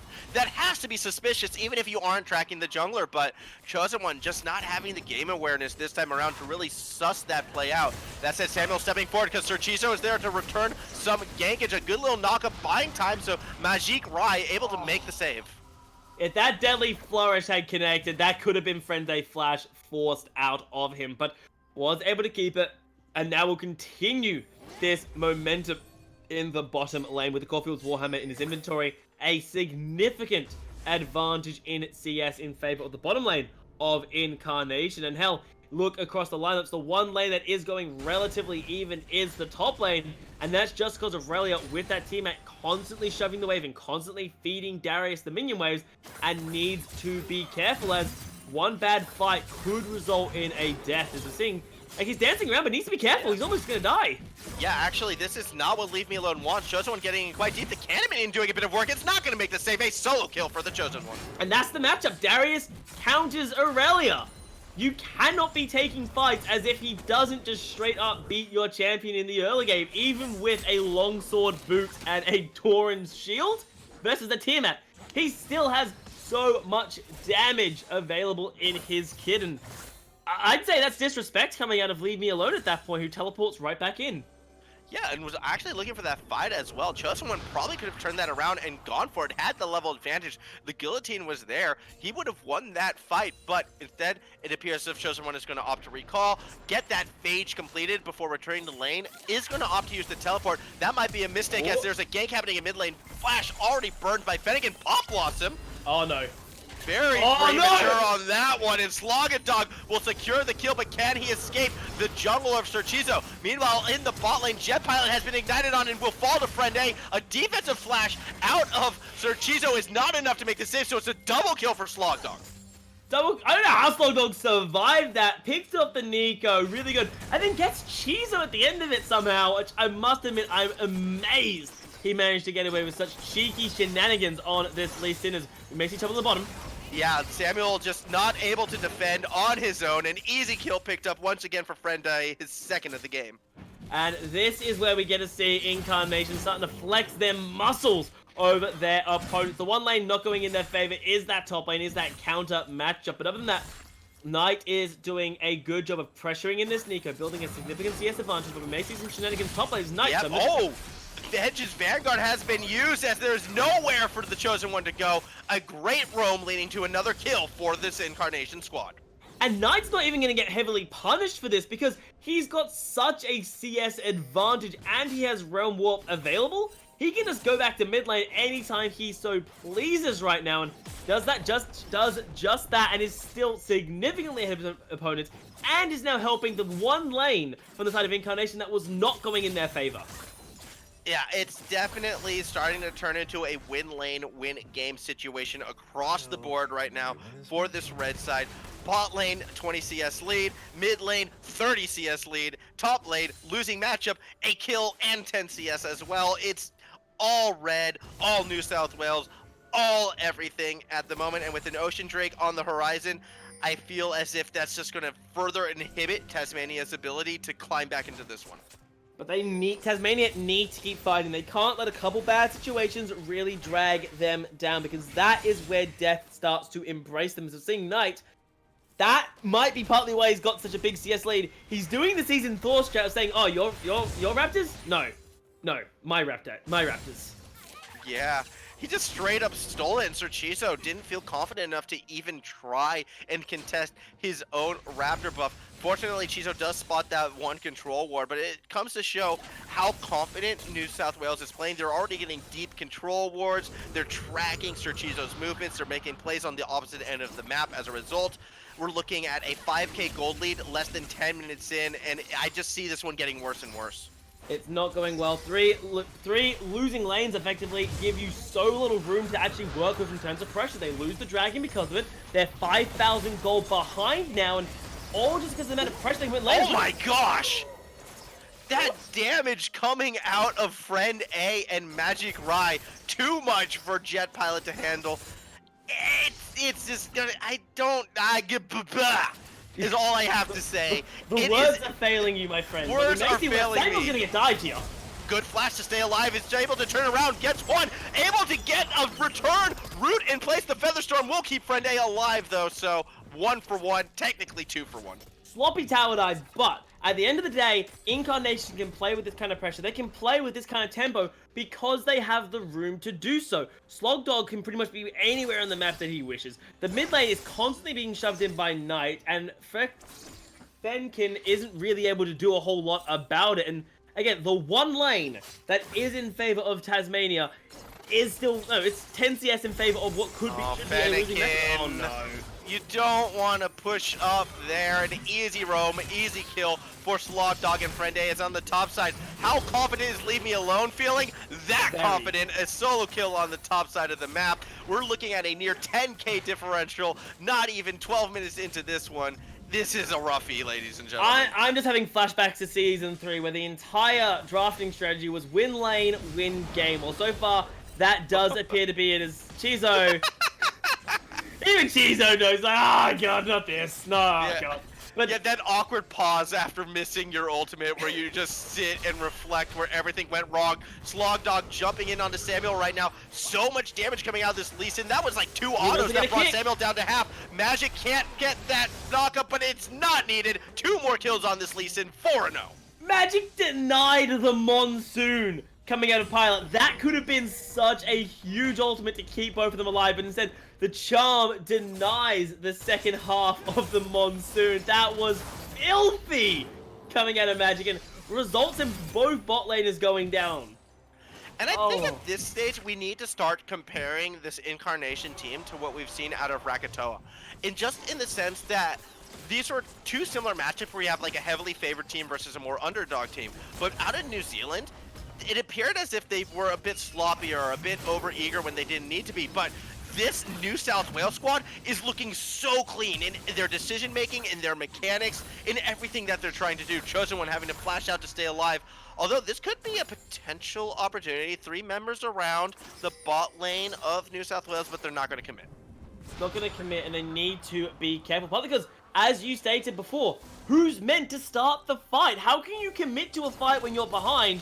When who's meant to pull the trigger? Like, the Janna Tornado? Is that meant to be your engage? That's just not going to work out. Seeing Fenkin getting picked up in his own jungle. Yep, yes, the Pop Blossom unfortunately does not connect. As Slogdog going deep after the Chosen One, down falls the Darius, and Fennekin has to flash over the wall to try and escape. That's just putting you in another bad situation. Bot lane as well. This Lovers duo going to town. They're picking up kills left, right, and center. The Featherstorm enables the root, enables the kill. More things going red side's favor. 2-17 and a blue buff to boot.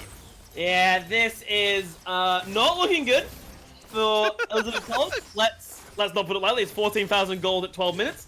But what we are seeing is that Incarnation, they had a winning middle lane in this Ryze Nico matchup. They won the bottom lane with the Lovers duo versus the Jhin and the Janna. And in the top lane, what started off looking really bad for the Aurelia ended up becoming a winning matchup because of the love and attention that, of all people, Knight decided to visit top lane and ensure the Aurelia was able to stay going toe-to-toe with Darius. And now, Incarnation, their job is simply clean up duty. They are so far ahead. They need to clean up the turrets on the map. They need to clean up the enemy champions on them, and Knight is just going to do that.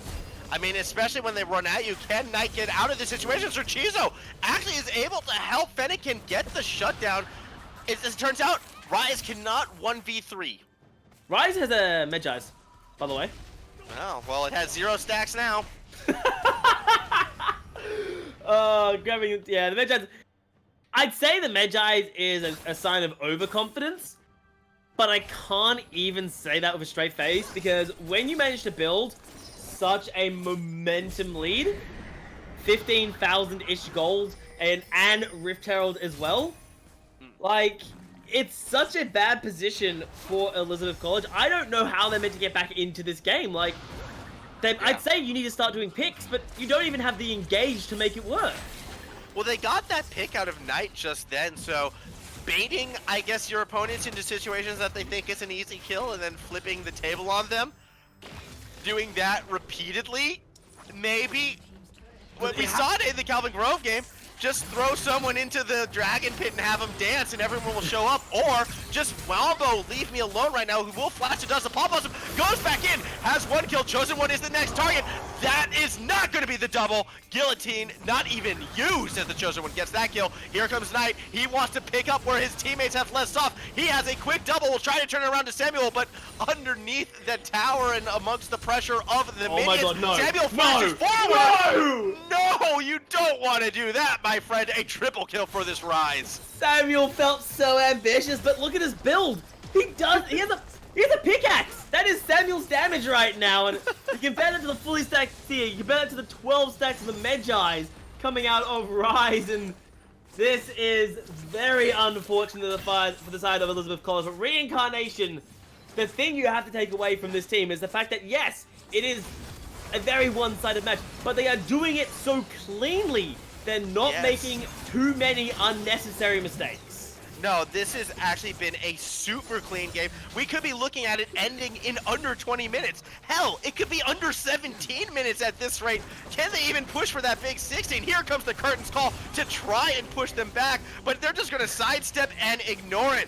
People in Tasmania too afraid to leave that fountain, and those in it are getting picked off as well. Sir Chizo and Samuel fall. The Nexus is the last thing left. Are they going to go for Jet Pilot? They are considering Feather Styling, doing so much work, but the healing from the fountain is enough to keep Jet Pilot alive. The Chosen One trying to do what he can. He's not going to get there. In the end, Incarnation win and look strong doing it. Yeah, I mean, you can definitely say they look strong, but then you have to raise the question, Elizabeth College, they had a very uphill battle. We knew that coming into the game, and unfortunately, this uphill battle, it started well for Chosen One. He got a solo kill on the top side of the map against Leave Me Alone, but unfortunately, the rest of his lanes couldn't keep up with the pressure that was coming out from the Incarnation's lineup, and they just sort of crumbled in on themselves. I think Janna's build speaks what has happened to Tasmania perfectly. The single tear rolling down the cheek after a game like that. Fortunately, though, for Tasmania, this isn't the end of their tournament by any stretch. They still have other games that they do get to play. Probably, you know, there are some of these other teams that I feel Tasmania will have a better shot against. I'm looking at the South Australia squad. I'm looking at the Queensland squad. Should they opt to keep playing, I think Tasmania might have a fun matchup against them. But New South Wales is one of the favorites, and they're a favorite for the reason, and we just saw it in this game now. They were doing so much, but what I'm super excited to see is going to be the next game on our agenda, where Incarnation will have to go up against Rangitoto, last year's champions, and that matchup I feel like is going to be a bit more of a closer matchup, honestly, and it could potentially be, I know you and I have discussed this previously, this could potentially be a finals level matchup we're seeing in the future. So it'll be very excited to see how these two teams go butting heads into each other early on. Exactly. There are sort of 3 teams that I'm pegging as potential MEO finalists. I'm looking at Victoria, I'm looking at New Zealand, and I'm looking at New South Wales. And the ability to see 2 of these teams go at each other, I am so excited for the potential of fireworks that could erupt from this upcoming match. I say fireworks are a definite coming out of the New South Wales lineup, the New Zealand lineup, and I'll be so arrogant almost as to say the Victorian matchup as well. I have a lot of faith in the Victorian lineups to do wonder coming into the future, but that is for the future. For now, we have to look at the next game. As we said, Incarnation from New South Wales will be going head-to-head against Rangitoto from New Zealand at about the 5 o'clock mark. So, very excited. Like, coming into, who do you think between Rangitoto and Incarnation will be able to get the win? It's really tough for me because I can't rank what I've seen out of either of these two teams too highly. That might sound unfair, especially to Incarnation after they win a game in under 16 and a half minutes, but you have to look at the caliber of their opponents, and unfortunately, like Tasmania's squad, they didn't look very strong at all. So it's really hard to rank where this New South Wales teams actually stack. New Zealand as well. They had a matchup where they looked pretty dominant, but they also looked overconfident and were making odd plays that did get punished on occasion. So I definitely feel as if the New South Wales team is more of a mystery. With New Zealand, we definitely know a bit more what they're going to bring to the table. That just makes it so hard to pick. I'm flipping a coin. It's saying New Zealand. They're my picks to win the tournament. They're going to beat New South Wales. Confident statement. I have to admit, I think New South Wales. Hold on. Confident statement. I literally flipped a coin. Oh, you know what I mean. My words. I had to think New South Wales. The reason being that in the New Zealand game they were very dominant, but my concern is that they made a lot of basic mistakes. They made a lot of errors. They had very poor vision control at the time, and yes, it might just be a result of them being like, oh, you know, we don't necessarily need to stack up a ton of wards. We don't need to do this warding. But even in games that aren't as challenging as perhaps you were intending, you still need to do your basics. You still need to cross your T's. You still need to dot your I's. And for me, Incarnation were doing that. That game was very clean for most of it, outside of maybe that solo kill that happened on the top side. So I think the Incarnation will be able to get the game against New Zealand for this matchup today.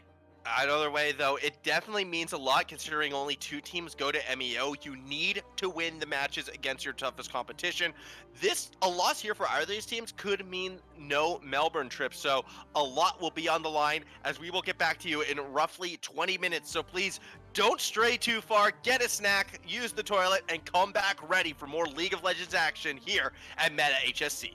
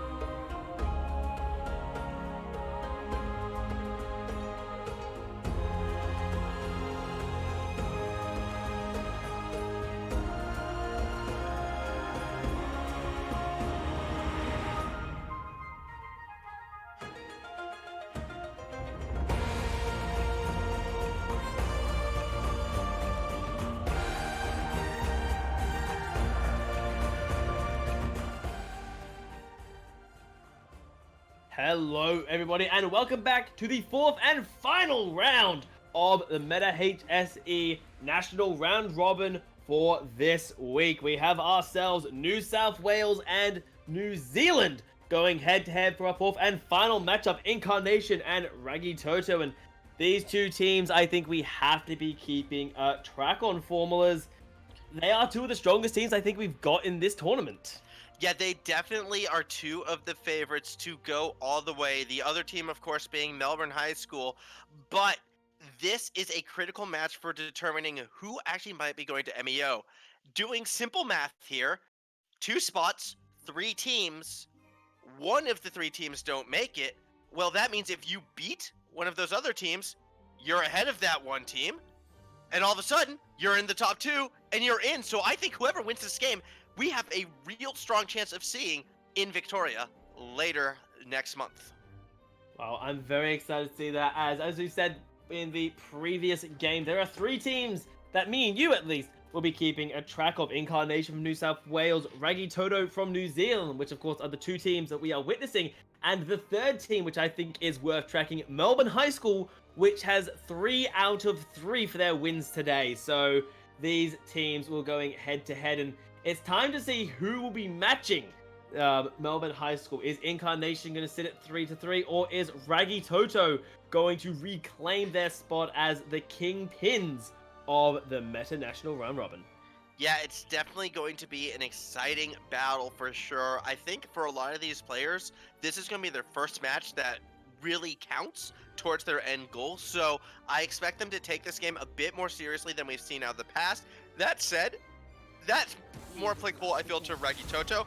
New South Wales took Tasmania very seriously, as seen by beating them in 16 minutes and 24 seconds, I believe. Bit of a rough game there, but something tells me we're not going to have a repeat of that. This game, Incarnation and Rangitoto are going to have a lot more of a competitive game, and so far the bans are somewhat reflecting that double AD carry bans being thrown at LCDDK, while Knight has his Yasuo taken away. Yeah, I'm not surprised actually to see New South Wales attacking this bot lane from New Zealand. I feel in their matchup against Kelvin Grove, New Zealand's bot lane was definitely their weakest part of their team. So if New South Wales have identified that as well, and they're looking at that as an area to attack, of course you're going to want to ban that out as much as possible. The other thing I'm super impressed about with both these teams in terms of these bans is they are just firing them out rapidly. That tells me they have done the scouting, they know what they are up against, and they know how they want to play this match. Well, a lot of scouting coming out, and we're going to see what the first ban is going to be, and I like this. Finally, Sejuani might be receiving the love that she needs. Great scaling, great engage, great everything that she can bring to the table. Yeah, so it is a strong team fight jungle. Definitely worthy of a priority pick. I'd argue Sejuani in the higher tier competitive metas is probably the strongest jungler at the moment, just because she does a deceptively amount of damage early game that you transition into late game team fight, tankiness, and team presence. Sejuani is a massive pickup, but we've already seen one crazy Kindred game. Will we see another?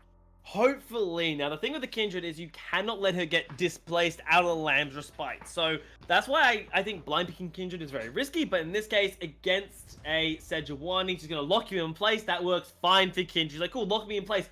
Lock me on top of my Lamb's Respite. I'm going to get my healing anyway. And speaking of the healing, Yuumi locked in, hovering in the Blitzcrank. I would be surprised if this actually does get locked in. Yeah, there we go. I'm about to say, Blitzcrank into Yuumi just does not really feel like the greatest of options. Kennen, though, a lot safer, and we now know what top lane is going to be for Incarnation. This is a clear sign I've been playing too much teamfight tactics. I see the Kindred logged in, and my first thought is, hey, Gnar counters that. Just throw everyone out of the Lamb's Respite, and your team can clean up. But Kennen works just as well. I feel you have that area of effect. Lucian being hovered, I expect this one to be locked in. I'm very curious where New South Wales is going to go in regards to their support right now. Slogdog, he is, again, I kind of pointed him out as probably the strongest member of this team. He was in the jungle in our previous match, has been moved down into that support position. It's why I wouldn't have been surprised if we had seen that Blitzcrank locked in, because I want to see someone with this playmaking mentality on a playmaking support. Blitzcrank kind of embellishes that, but was not to be the case. Nautilus Band Away would have been strong for it as well. Still a lot of good supports available. I'm curious if New Zealand continues to ban those away. I mean, Thresh and Morgana are the first two that come to mind when I think of playmaking supports. One of them being denied straight away of the Morgana, but Thresh is still available, and there are plenty of other supports lying in the back pocket. Because, yeah, I feel like Slugdog is going to play a playmaker if his Lee Sin game is anything to go by, as double 80 carry bans try removing the synergy from the Yuumi, being the Sivir Yuumi, which is unsurprising, and Ezreal, so try to get that harassment. But my first thought is still Varus. I think Varus Yuumi is such a good combo, and I would kind of love to see that pairing up, honestly. Yeah, Varus Yuumi is strong, but I feel could be susceptible to that playmaker like a Thresh. Trist is a lot safer. You have that rocket jump to escape. I kind of prefer this one, but it does mean that Thresh might not be the only option for Slogdog. I wouldn't actually be too upset if he goes for the purest of pure supports, Braum. Just for that Braum Lucian bot lane against a Yuumi Trist, I feel it'll be super strong. Alistair, kind of that middle ground between the two. Does a little bit of everything, but there is, of course, the out. If LCD can time the rocket jump correctly, can avoid the headbutt pulverized combo. Admittedly, very difficult to do.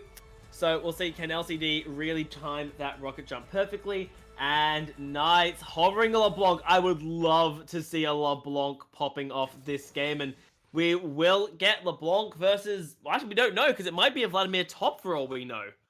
Yeah, I'd actually expect the Vladimir more so to be going top. I don't want to see a Vladimir versus LeBlanc matchup. I want to see if Guapi can match this LeBlanc blow for blow, and Silas is that type of champion that could do that. I think we will be seeing that LeBlanc Silas mid. We're going to be seeing Vlad Kennen in the top lane. Both these teams, so much ability power damage coming out of them. A lot of ability. I almost say too much ability power damage coming out of both of these lineups here. I mean, LeBlanc, Kennen, Vladimir, Silas, Yuumi. There is so much like, the saving grace, I feel like, for the side of Incarnation is they've got the double tanks. They've got Sejuani and Alistair, who should be able to hold the line for a little bit. While you look at Rangitoto, their holding the line is Kindred Ultimate at that point. So they need to be so careful not to get burst out or caught out of position. Because if there's no Kindred Ultimate, there is no front line, there is no fight. Well, you say that, but there is a world. Guapi sees Slogdog, takes that ultimate. Boom, you have your engaged. A tanky, unkillable Silas with a buttload of damage. That is a horrifying thought. So I do see outs, but it comes down to how they play their comp and if they can play it intelligently and correctly. Two things which were actually kind of lacking from them from their first win against Queensland. They need to play a much cleaner game, especially with how risky their team composition is. And I think we will see that out of this game. I feel like the game against Queensland was a bit much of them having too much fun, and I think they weren't, dotting their I's, crossing their T's, and I do hope to see in this game, Rangitoto, they'll bring discipline, and specifically, and the thing I need to look at across all teams, because we see decent engage coming out of both of these lineups, is vision control. And I think that's something we have to emphasize throughout the entirety of this game, is who has vision where, and who is getting caught out as a result of a lack of vision. Because in the game where we saw Rangitoto first, I've harped on it probably enough at this point, Rangitoto did not have proper vision, and were able to get away with it because they were winning their laning phases. In the game where we saw Incarnation, they won their laning phases, but they kept establishing proper vision around where they were pushing. So if that, I think, will be the biggest difference between these two teams, is who is getting the vision down and who is utilizing it properly to avoid getting caught out of position. It's very interesting that you bring that up, because I would expect players like Guapi, who have played in a professional level, to understand the importance and value of vision and how they can be used to snowball and take over a game. I do expect, as you were saying, that this New Zealand squad will start to turn it around in this game, and we'll probably see them play a bit slower almost, but a bit more controlled and a bit more intelligently. That said, I'm looking at Incarnation's team right now, and something that's striking me as interesting is how in your face they actually want to be. Lucian as an AD carry isn't typically someone who can sit back and do that DPS. He has to be in the middle of the fight, dodging, ducking, diving, and weaving. Kennen has to get that flank off correctly, possibly burning flash in order to get the slicing maelstrom on all of his targets. LeBlanc, when she does her burst, is basically a melee champion who has to go in, burst, jump out.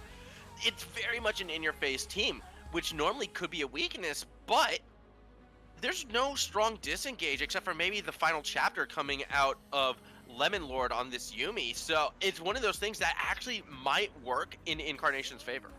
I actually do agree with you entirely. I think the lack of a disengage, and specifically the lack of hard crowd control. I mean, look at the lineup of Rangitoto. Who has the hard crowd control? Well, you've got Yumi's final chapter, and you've got Silas, and that's it. You've got no one who can really lock LeBlanc down in one position, so she can duck, dive, and dodge as much as she pleases, because you can't stop her at that point in the game. And even Lucian with his mobility, and Kennen as well. I'm a little concerned for Rangitoto in that I like their composition, I can see it working, but they haven't got a, no, stop that kind of button, which Incarnation does. They have the Sejuani, which means they not only have the Glacial Prison, they have the Permafrost on her as well.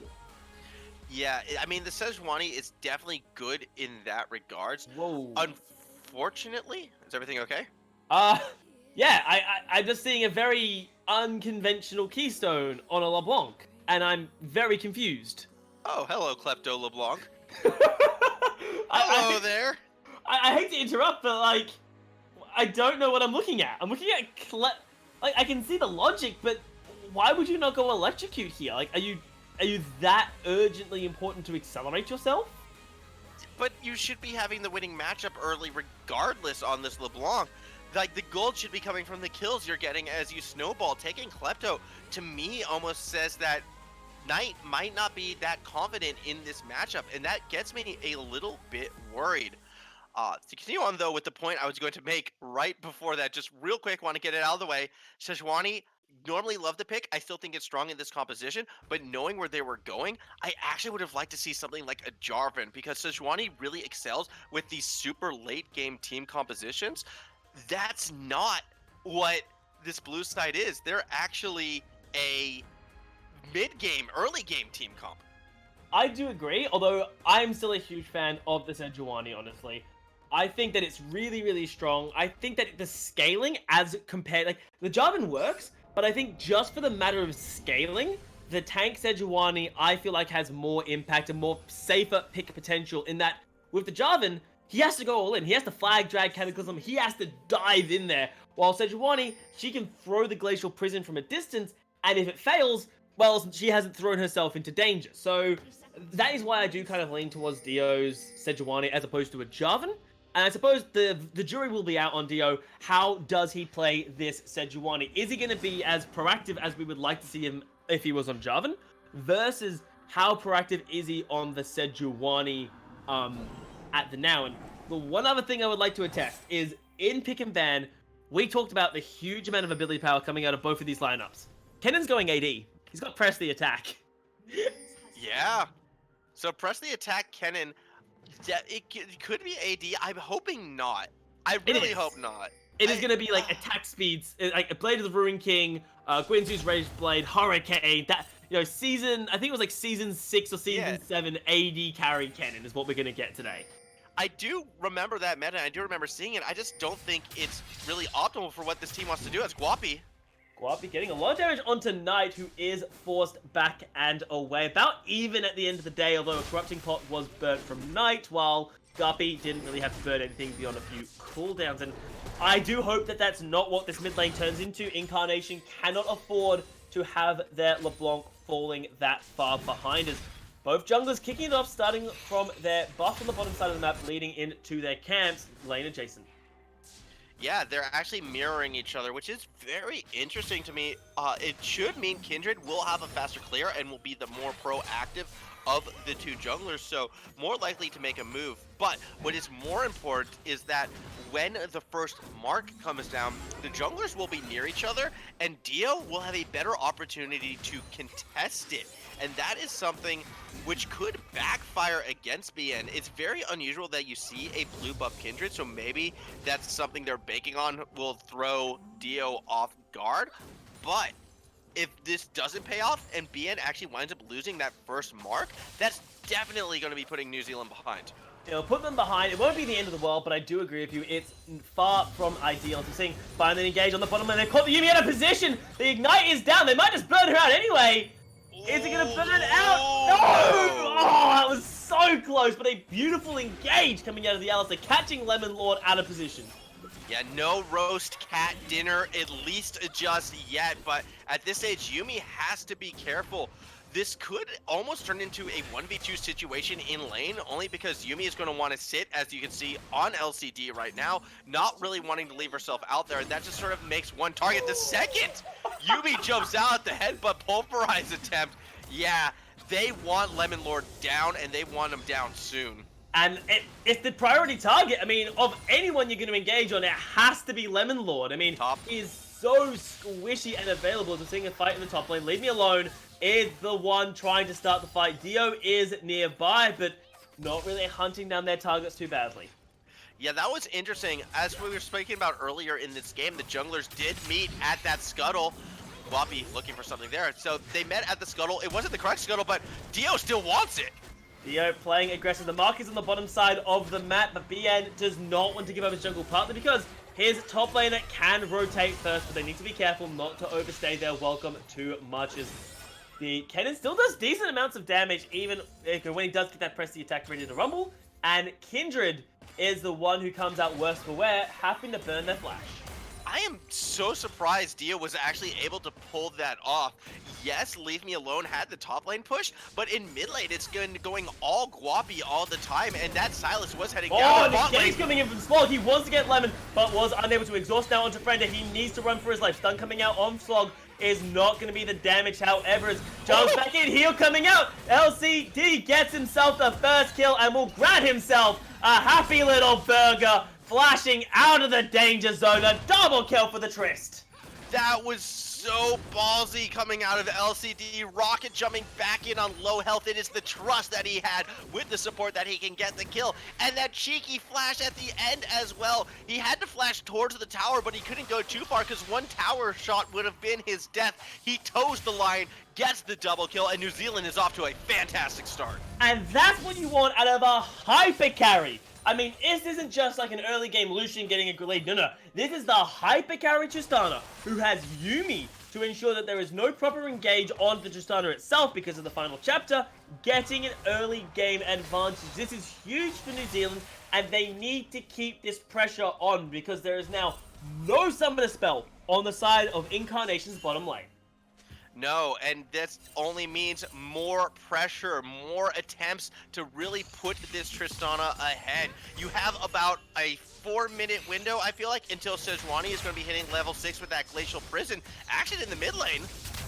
The mid lane skirmish is coming out. He steals the ability, but we are seeing a skirmish in the bottom lane once again, but they're trying to target the Yuumi. As long as Yuumi pounces back, she will be fine, but doesn't get it. It's forced away, though, and Friend A goes down. Slog Dog may just be the next victim. He's trying to fight it out, but he does have reinforcements. Dio has arrived. He needs to get in range to punch his opponents, but can he do it? BN's in the river. DK running for his life. Reinforcements come from the vector. BN has arrived. 2 versus 3, but how careful do they have to be? As Dio is just going to get run down from BN, grabs himself another mug. Slog trying to turn it around. Can he? Yes, he can. Gets Steven. Gets Lemonwell. Says, damn it, we lost everyone, but at least I got that damn cat. Why was Yuumi on her own, just out of the way there, kind of giving that one up? But in the larger scheme of things, it does not matter. The roam down from BN, perfectly turning that fight around. Kindred, already with the challenging smite, did so much work against Dio, was able to get that first mark in as well. Not to mention 4 kills already onto LCD. This is going to turn into the Trish show. I'm curious to see what they're going to buy on this back right now because 4 kills, 50 CS, already has that BF sword. What will we be seeing? It will, pickaxe and a couple daggers. I was hoping maybe we'd see like the completed eye edge or something crazy like that. That said though, that is already just so much flat attack damage coming out of LCD. This lane feels won because if Friend A steps up to try to contest anything, he's just going to get poked down. Not to mention the fact that the wave is going to be constantly pushing forward with a Mountain Drake as well to start us off. The Dragon control should clearly be in New Zealand's favor. Everything coming up Rangitoto. And for the context of how far Tristana is ahead, in case the 4 kills isn't, clicking, or actually much that there's an engage now, has to back away, but it is basically 1,400 gold is what Tristana has over the Lucian, and that is ridiculous when you think about scaling is in Tristana's favor, and the fact that she's already crushing the early game is a huge flip. We are seeing Knight and Guppy trading it out. Knight 1 hit away from dead. Will he? Oh no! He's tricky. No, he gets put off. He is like, nah, buddy. I've seen this magic trick before. I know how this song and dance goes. PN once again, right place, right time. Just making sure Knight can't not get away from that one. And it's just 2 kills now on this Kindred. Already, Rangitoto are playing so aggressive. They're already contesting, enemy buffs. They're going for that deep vision. That entire fight happened just because of the fact that New Zealand had like 2 or 3 members running around on the top side jungle for the blue side of the map. And this has all been enabled from this bot side because the bot side is so clearly won in favor for Rangitoto. They can now turn that pressure to the top side because everything this bot side of the map has to go through Big Bad Trist. And until you can deal with Big Bad Trist, the bot half of the map is now New Zealand. This is New Zealand territory that we're seeing right here. And it's almost ironic in a way. It's not just Big Bad Trist. The damage that Yuumi is doing, keep calling him Demon Lord for some reason, Lemon Lord, is dishing out with that prowling projectile cannot be understated. He is causing so many issues for the Incarnation bottom lane because they feel like they have to engage. They feel like they have to fight. And then Lucian's like, hey dog, I just lost like a third of my HP because of one Yuumi Q. We can't fight here. And that's just happening over and over and over again. So New South Wales, they need to find another lane to get ahead because you're right. New Zealand owns the bottom lane without a sliver of a doubt. Yeah, which is why I'm going to actually be a bit critical right there of Knight's roam. Knight did just go to the bot side of the map trying to find something, realizing nothing was there. Now to go back to mid, having accomplished nothing with said roam except for letting Guapi get further and further ahead in the mid lane. If I am on this New South Wales side right now, I'm thinking, okay, you know what? Kennen does damage. Maybe we can play around him. Oh, wait, he's AP. Yeah, trying to. Final sector coming out on the bottom side, but they're diving on top of the Lucian. Can they get him? No, they cannot really. And now the bottom lane duo is split up, but it doesn't matter!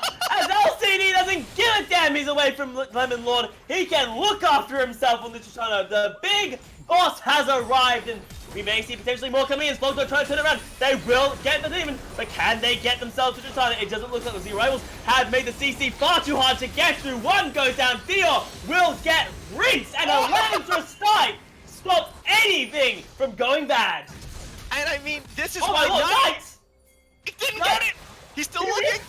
He's really looking for it, but he has to back away because he's got Guppy on his face, taking him down. These chains demand freedom, he calls, as Knight is forced to flee, but I don't see a world where this Knight manages to get away. He's going 6 feet under, and the kill finally goes to Guppy.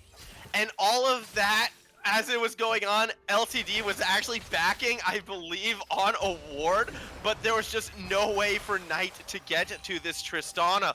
I also want to highlight Lemon Lord in that situation. Dio did arrive through the Glacial Prison at LCD. If that had connected, that would have been a dead boss, but Lemon Lord jumped in the way, took the hit for the AD carry, and paid the price for it. Slogdog, you do not want this dive! Oh, final chapter coming out, and there is no ultimate to keep Slogdog alive. He will fall, and unfortunately, where one goes, the other will fall. Friend A joins his support back at base.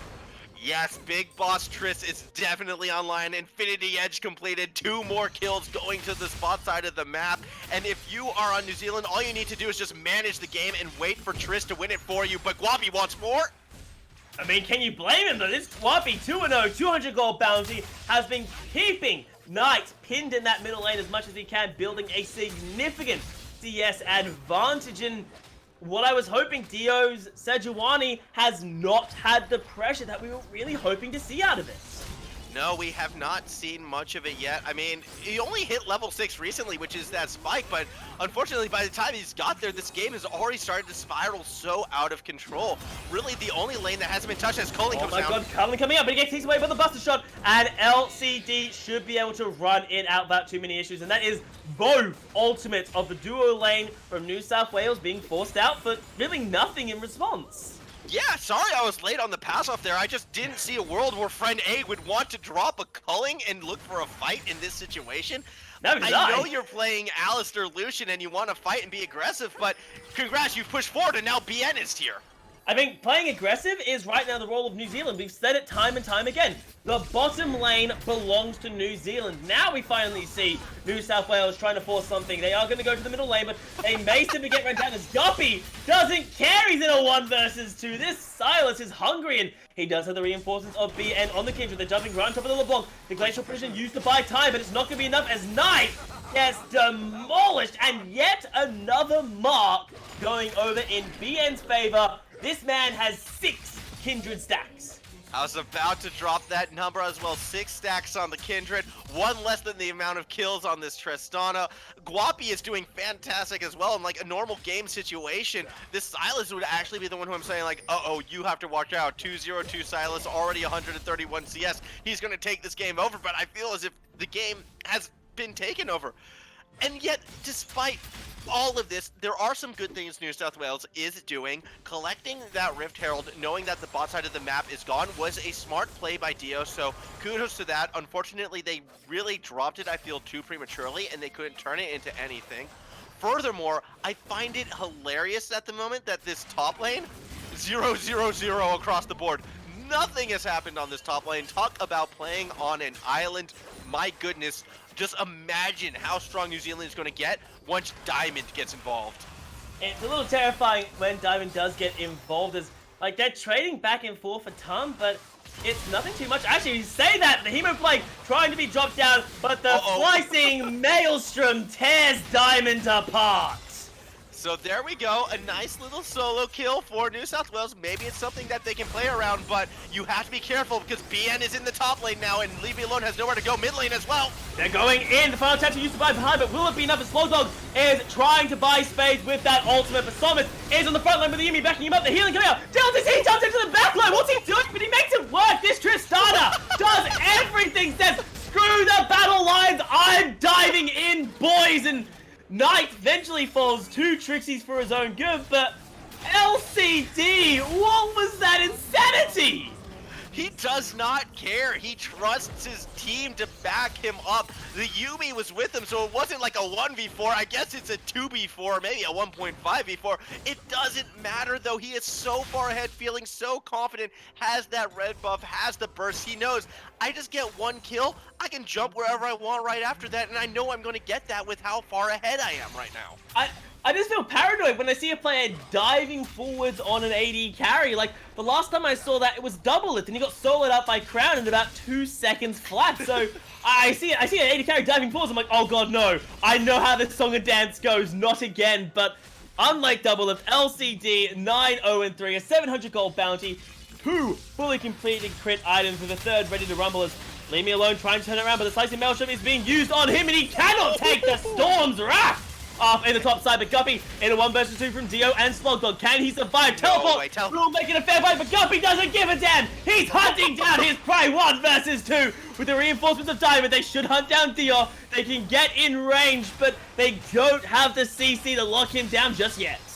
It is always so much fun watching strong mechanics in League of Legends, the sidestepping from Guapi in that entire exchange. It didn't matter if it was a 3v1, they just couldn't lock him down. And as a result, he makes these fights look easy. 4-0 on this Silas, 5-0 on the Kindred, again, 9-0 on this Tristana. If this is like the matchup that we're going to be seeing at MEO, this could be New Zealand's game as BN caught another one. New Zealand are sitting at 11,000 gold in the lead, and this is definitely what we're looking for as BN forced to flash away. He has Lamb's Respite available. He will be forced to jump, and now LCD, the final chapter, walking down 4 members, and this could be the fight. The slicing Maelstrom, they seize them all! They can't fight when you can't move! And that is what New South Wales wanted to get back in this game. A bit of overconfidence coming out of BN, thinking, yeah, 3v5, even if they all collapse, we can take it. But no, you can't. There is still too much crowd control coming out of New South Wales. You have the Glacial Prison, which connected. You have, Headbutt Pulverize, which will lock people in place. Slicing Maelstrom, yes, it's an AD cannon, but it still stuns. You can't be taking fights unnecessarily. The reason why the jump in before worked was because of the fact at that stage already New South Wales was running away. This time New South Wales was running forward. They were looking for that fight, and LCD cannot repeat the magic a second time. And I talked about at the start of the series, vision. There was no vision coming out of the side of Rangitoto. They didn't realize how far in the oven they had thrown themselves until everybody started piling in. They realized, oh crap, this isn't the fight we want. Talking about the fight you don't want. That's goodbye AD cannon right there. But the point I'm trying to say is that Rangitoto, they have great vision at the river, but they just don't have vision inside the jungle, and they need to be careful how far up they're going to play if they don't establish proper vision lines. Yes, that is exactly just it. And I feel as if for BN, he was focusing too much on the kill as opposed to establishing vision. If he didn't commit for the kill, maybe he would have gone out. Oh boy. That's meant to be a tank! The tank's already gone! The Blanc gets almost one shot, she throws his own friend's gonna get cut down as well as Rangitoto with a 10,000 gold lead in their back pocket. Oh, that was brutal. I mean, Slugdog didn't have time to ulti. I feel as if this game, Dragon Ball Z reference time, Rangitoto has taken off the weighted clothing that they were wearing during their match against Kelvin Grove. It has been thrown to the floor as, Oh, Knight trying to get something, but not going to work. Force the flash away, but the explosive satchel will be enough. The slicing Maelstrom not able to do anything for Leave Me Alone as his team gets cut down once again. 3-0. And I think this might just be Rangitoto coming in as, Lemon Law doesn't give a damn. He's having some fun coming into this game. As Nexus turrets are now coming under fire. Diamond is going under the Nexus turret themselves, but can the duo really do anything? I don't think the answer is anything. It's 10 seconds. They're 2 and 12 combined. I don't think they can fight this off right now. Tristana is 1-9-7 with so much crit, but it looks like Rangitoto electing to play a little bit safer and are backing away.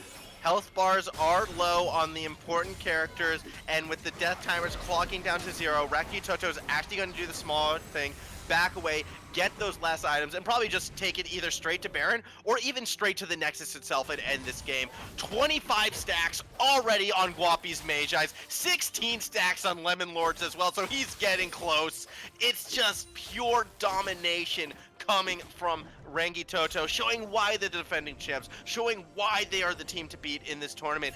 And for Incarnation, for this Sydney squad, it's unfortunate how outclassed they look, but like with just that small advantage, it's exploded as Guapi wants more. Guapi wants more, and he can take whatever he wants at this point. And LCD is going to be hopping into the fight. He's going to launch up a flashes away, and the final chapter looks him out. Friend A on the back line, but it's not going to be enough. Oh, no! Gets him down to vision. He couldn't fight back, but unfortunately not going to save Friend A as he does get cut down. And looks like leaps over the wall. Wait a second, no, I don't want to be here. Thank you very much. Knight gets gunned down as well. And if I'm looking at this game as any of the remaining competitors, I think to myself, Rangitoto looks terrifying. 2 completed Mage Eyes Soul Stealers as the team is hit that Nexus just now.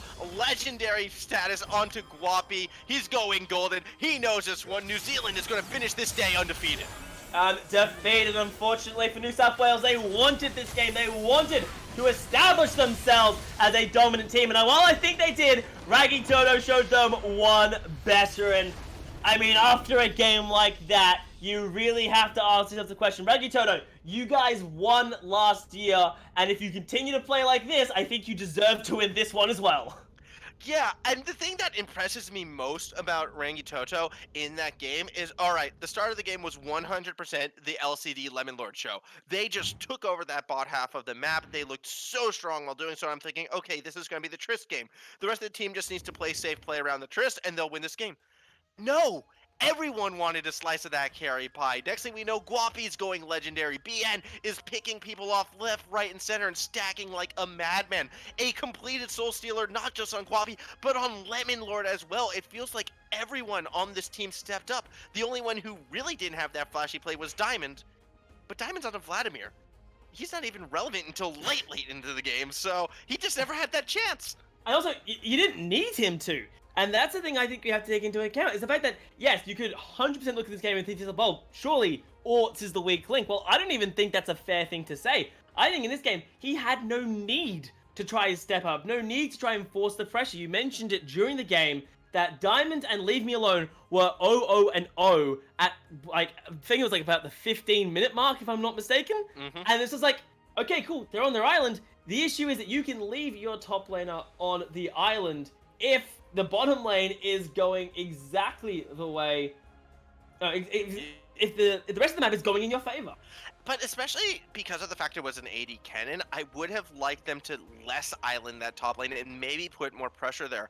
I know it's hard to kind of like collapse down and get kills onto Diamond's Vlad because it's a Vladimir. Ganking that kind of seems redundant, but you needed to free that cannon up sooner to get him more places in the map. So even if you're just pressing Diamond out of lane so you can take down that tower and get Leave Me Alone in the mid lane where it was still salvageable, that could have helped New South Wales. But I mean, even then, it would have been such a tall ask with how mechanically clean Guapi was playing, with the positioning from BN time and time again.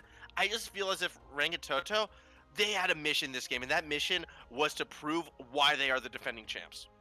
And after a game like that, you cannot really take anything away from them. Such a dominant game coming out of them, and I do hope to see something along those lines coming into the future, honestly. If they keep playing the way that they do, we have a hell of a second series on our match, which, on that note, guys, I do want to remind everybody that the games, the second half of the round, so round 5, 6, and 7, will be resumed later next week, I believe at the same time, 2 o'clock.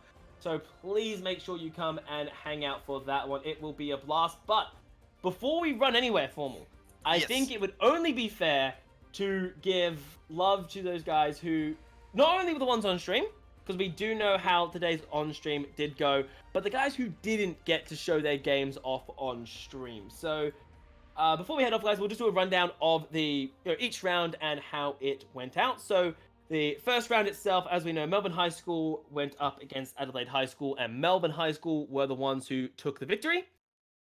In that first round as well, Incarnation and Kelvin Grove State from Queensland went head-to-head. Incarnation managed to take that game, and Rangitoto and Perth Modern School fought it out in the first round as well, with Rangitoto taking the game 1-0.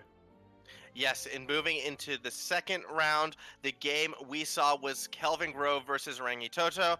As we know, Rangitoto did win that game. Melbourne High School went up against Perth, got the win over their WA counterparts. And in the last game of round 2, we saw Adelaide taking on Tasmania, and Adelaide got their first win of the round robin in that matchup. And moving on into the third round of this weekend, we had the EC1 Elizabeth College from Tasmania fighting up against Incarnation. We had that on stream, and unfortunately, Incarnation took down Elizabeth College in a very dominating fashion, so a bit rough for the Tasmanian squad there. In the other round, of course, we did have Adelaide High School from South Australia facing head-to-head against the Perth Modern School, and Perth did manage to grab themselves the victory on that one. And the final round of round 3, Melbourne High School from, obviously, Victoria went face-to-face against their Queensland counterpart of Kevin State Grove, and Melbourne High School managed to get the win under their belt. Then coming into the last round of the day, we just saw Incarnation take the loss against Rangitoto, so a tough one there for the New South Wales squad as New Zealand finishes undefeated. Across the pond, we saw Perth actually get the win against Tasmania, and then in the last match, it was Adelaide taking on Kelvin Grove, with Adelaide carrying that big W. So going into our next round, only 2 teams will be advancing to MEO. I'm looking at a couple heavy favorites right now, specifically Melbourne and New Zealand, but really anything can happen. Anything can happen, but guys, again, anything will be happening next week for round 5, 6, and 7. So please make sure that you are tuning yourself into those games, for they will be barn burners and they will decide who will be advancing to the grand final, to the finals, and really have to put their jukes up and fight their way to victory. But unfortunately, that is it from us today. We had an absolute blast casting the 4 games that we did, and of course, just meta in general. Because I know you, dear Formal, you had Queensland all to yourself. I did. It was nice to finally see some of these other teams in action, and I have to say I'm leaving very impressed with both the Melbourne squad as well as that New Zealand squad. I'm also excited to see what Perth can do once they get on stream. I am almost positive we will be seeing them next week, and I'm hoping they can put on a show similar to, if not stronger than, the likes of maybe South Australia or New South Wales. I think they could find themselves positioning for that 3rd place spot, and I want to see if they can take it. Unfortunately, we can't see today, as that will be all she wrote for us today. So guys, thank you very much for joining us for the past 4 or so hours, where we had the Meta National Round Robin duking it out for the first half. Again, please visit it for the second round, where we get round 5, 6, and 7. So, on behalf of myself, my fellow caster Formal, as well as those involved with the broadcast, we'd like to thank everybody for joining us for the past 4 hours, and we hope to see you next week for the second half of the Meta National Round Robin.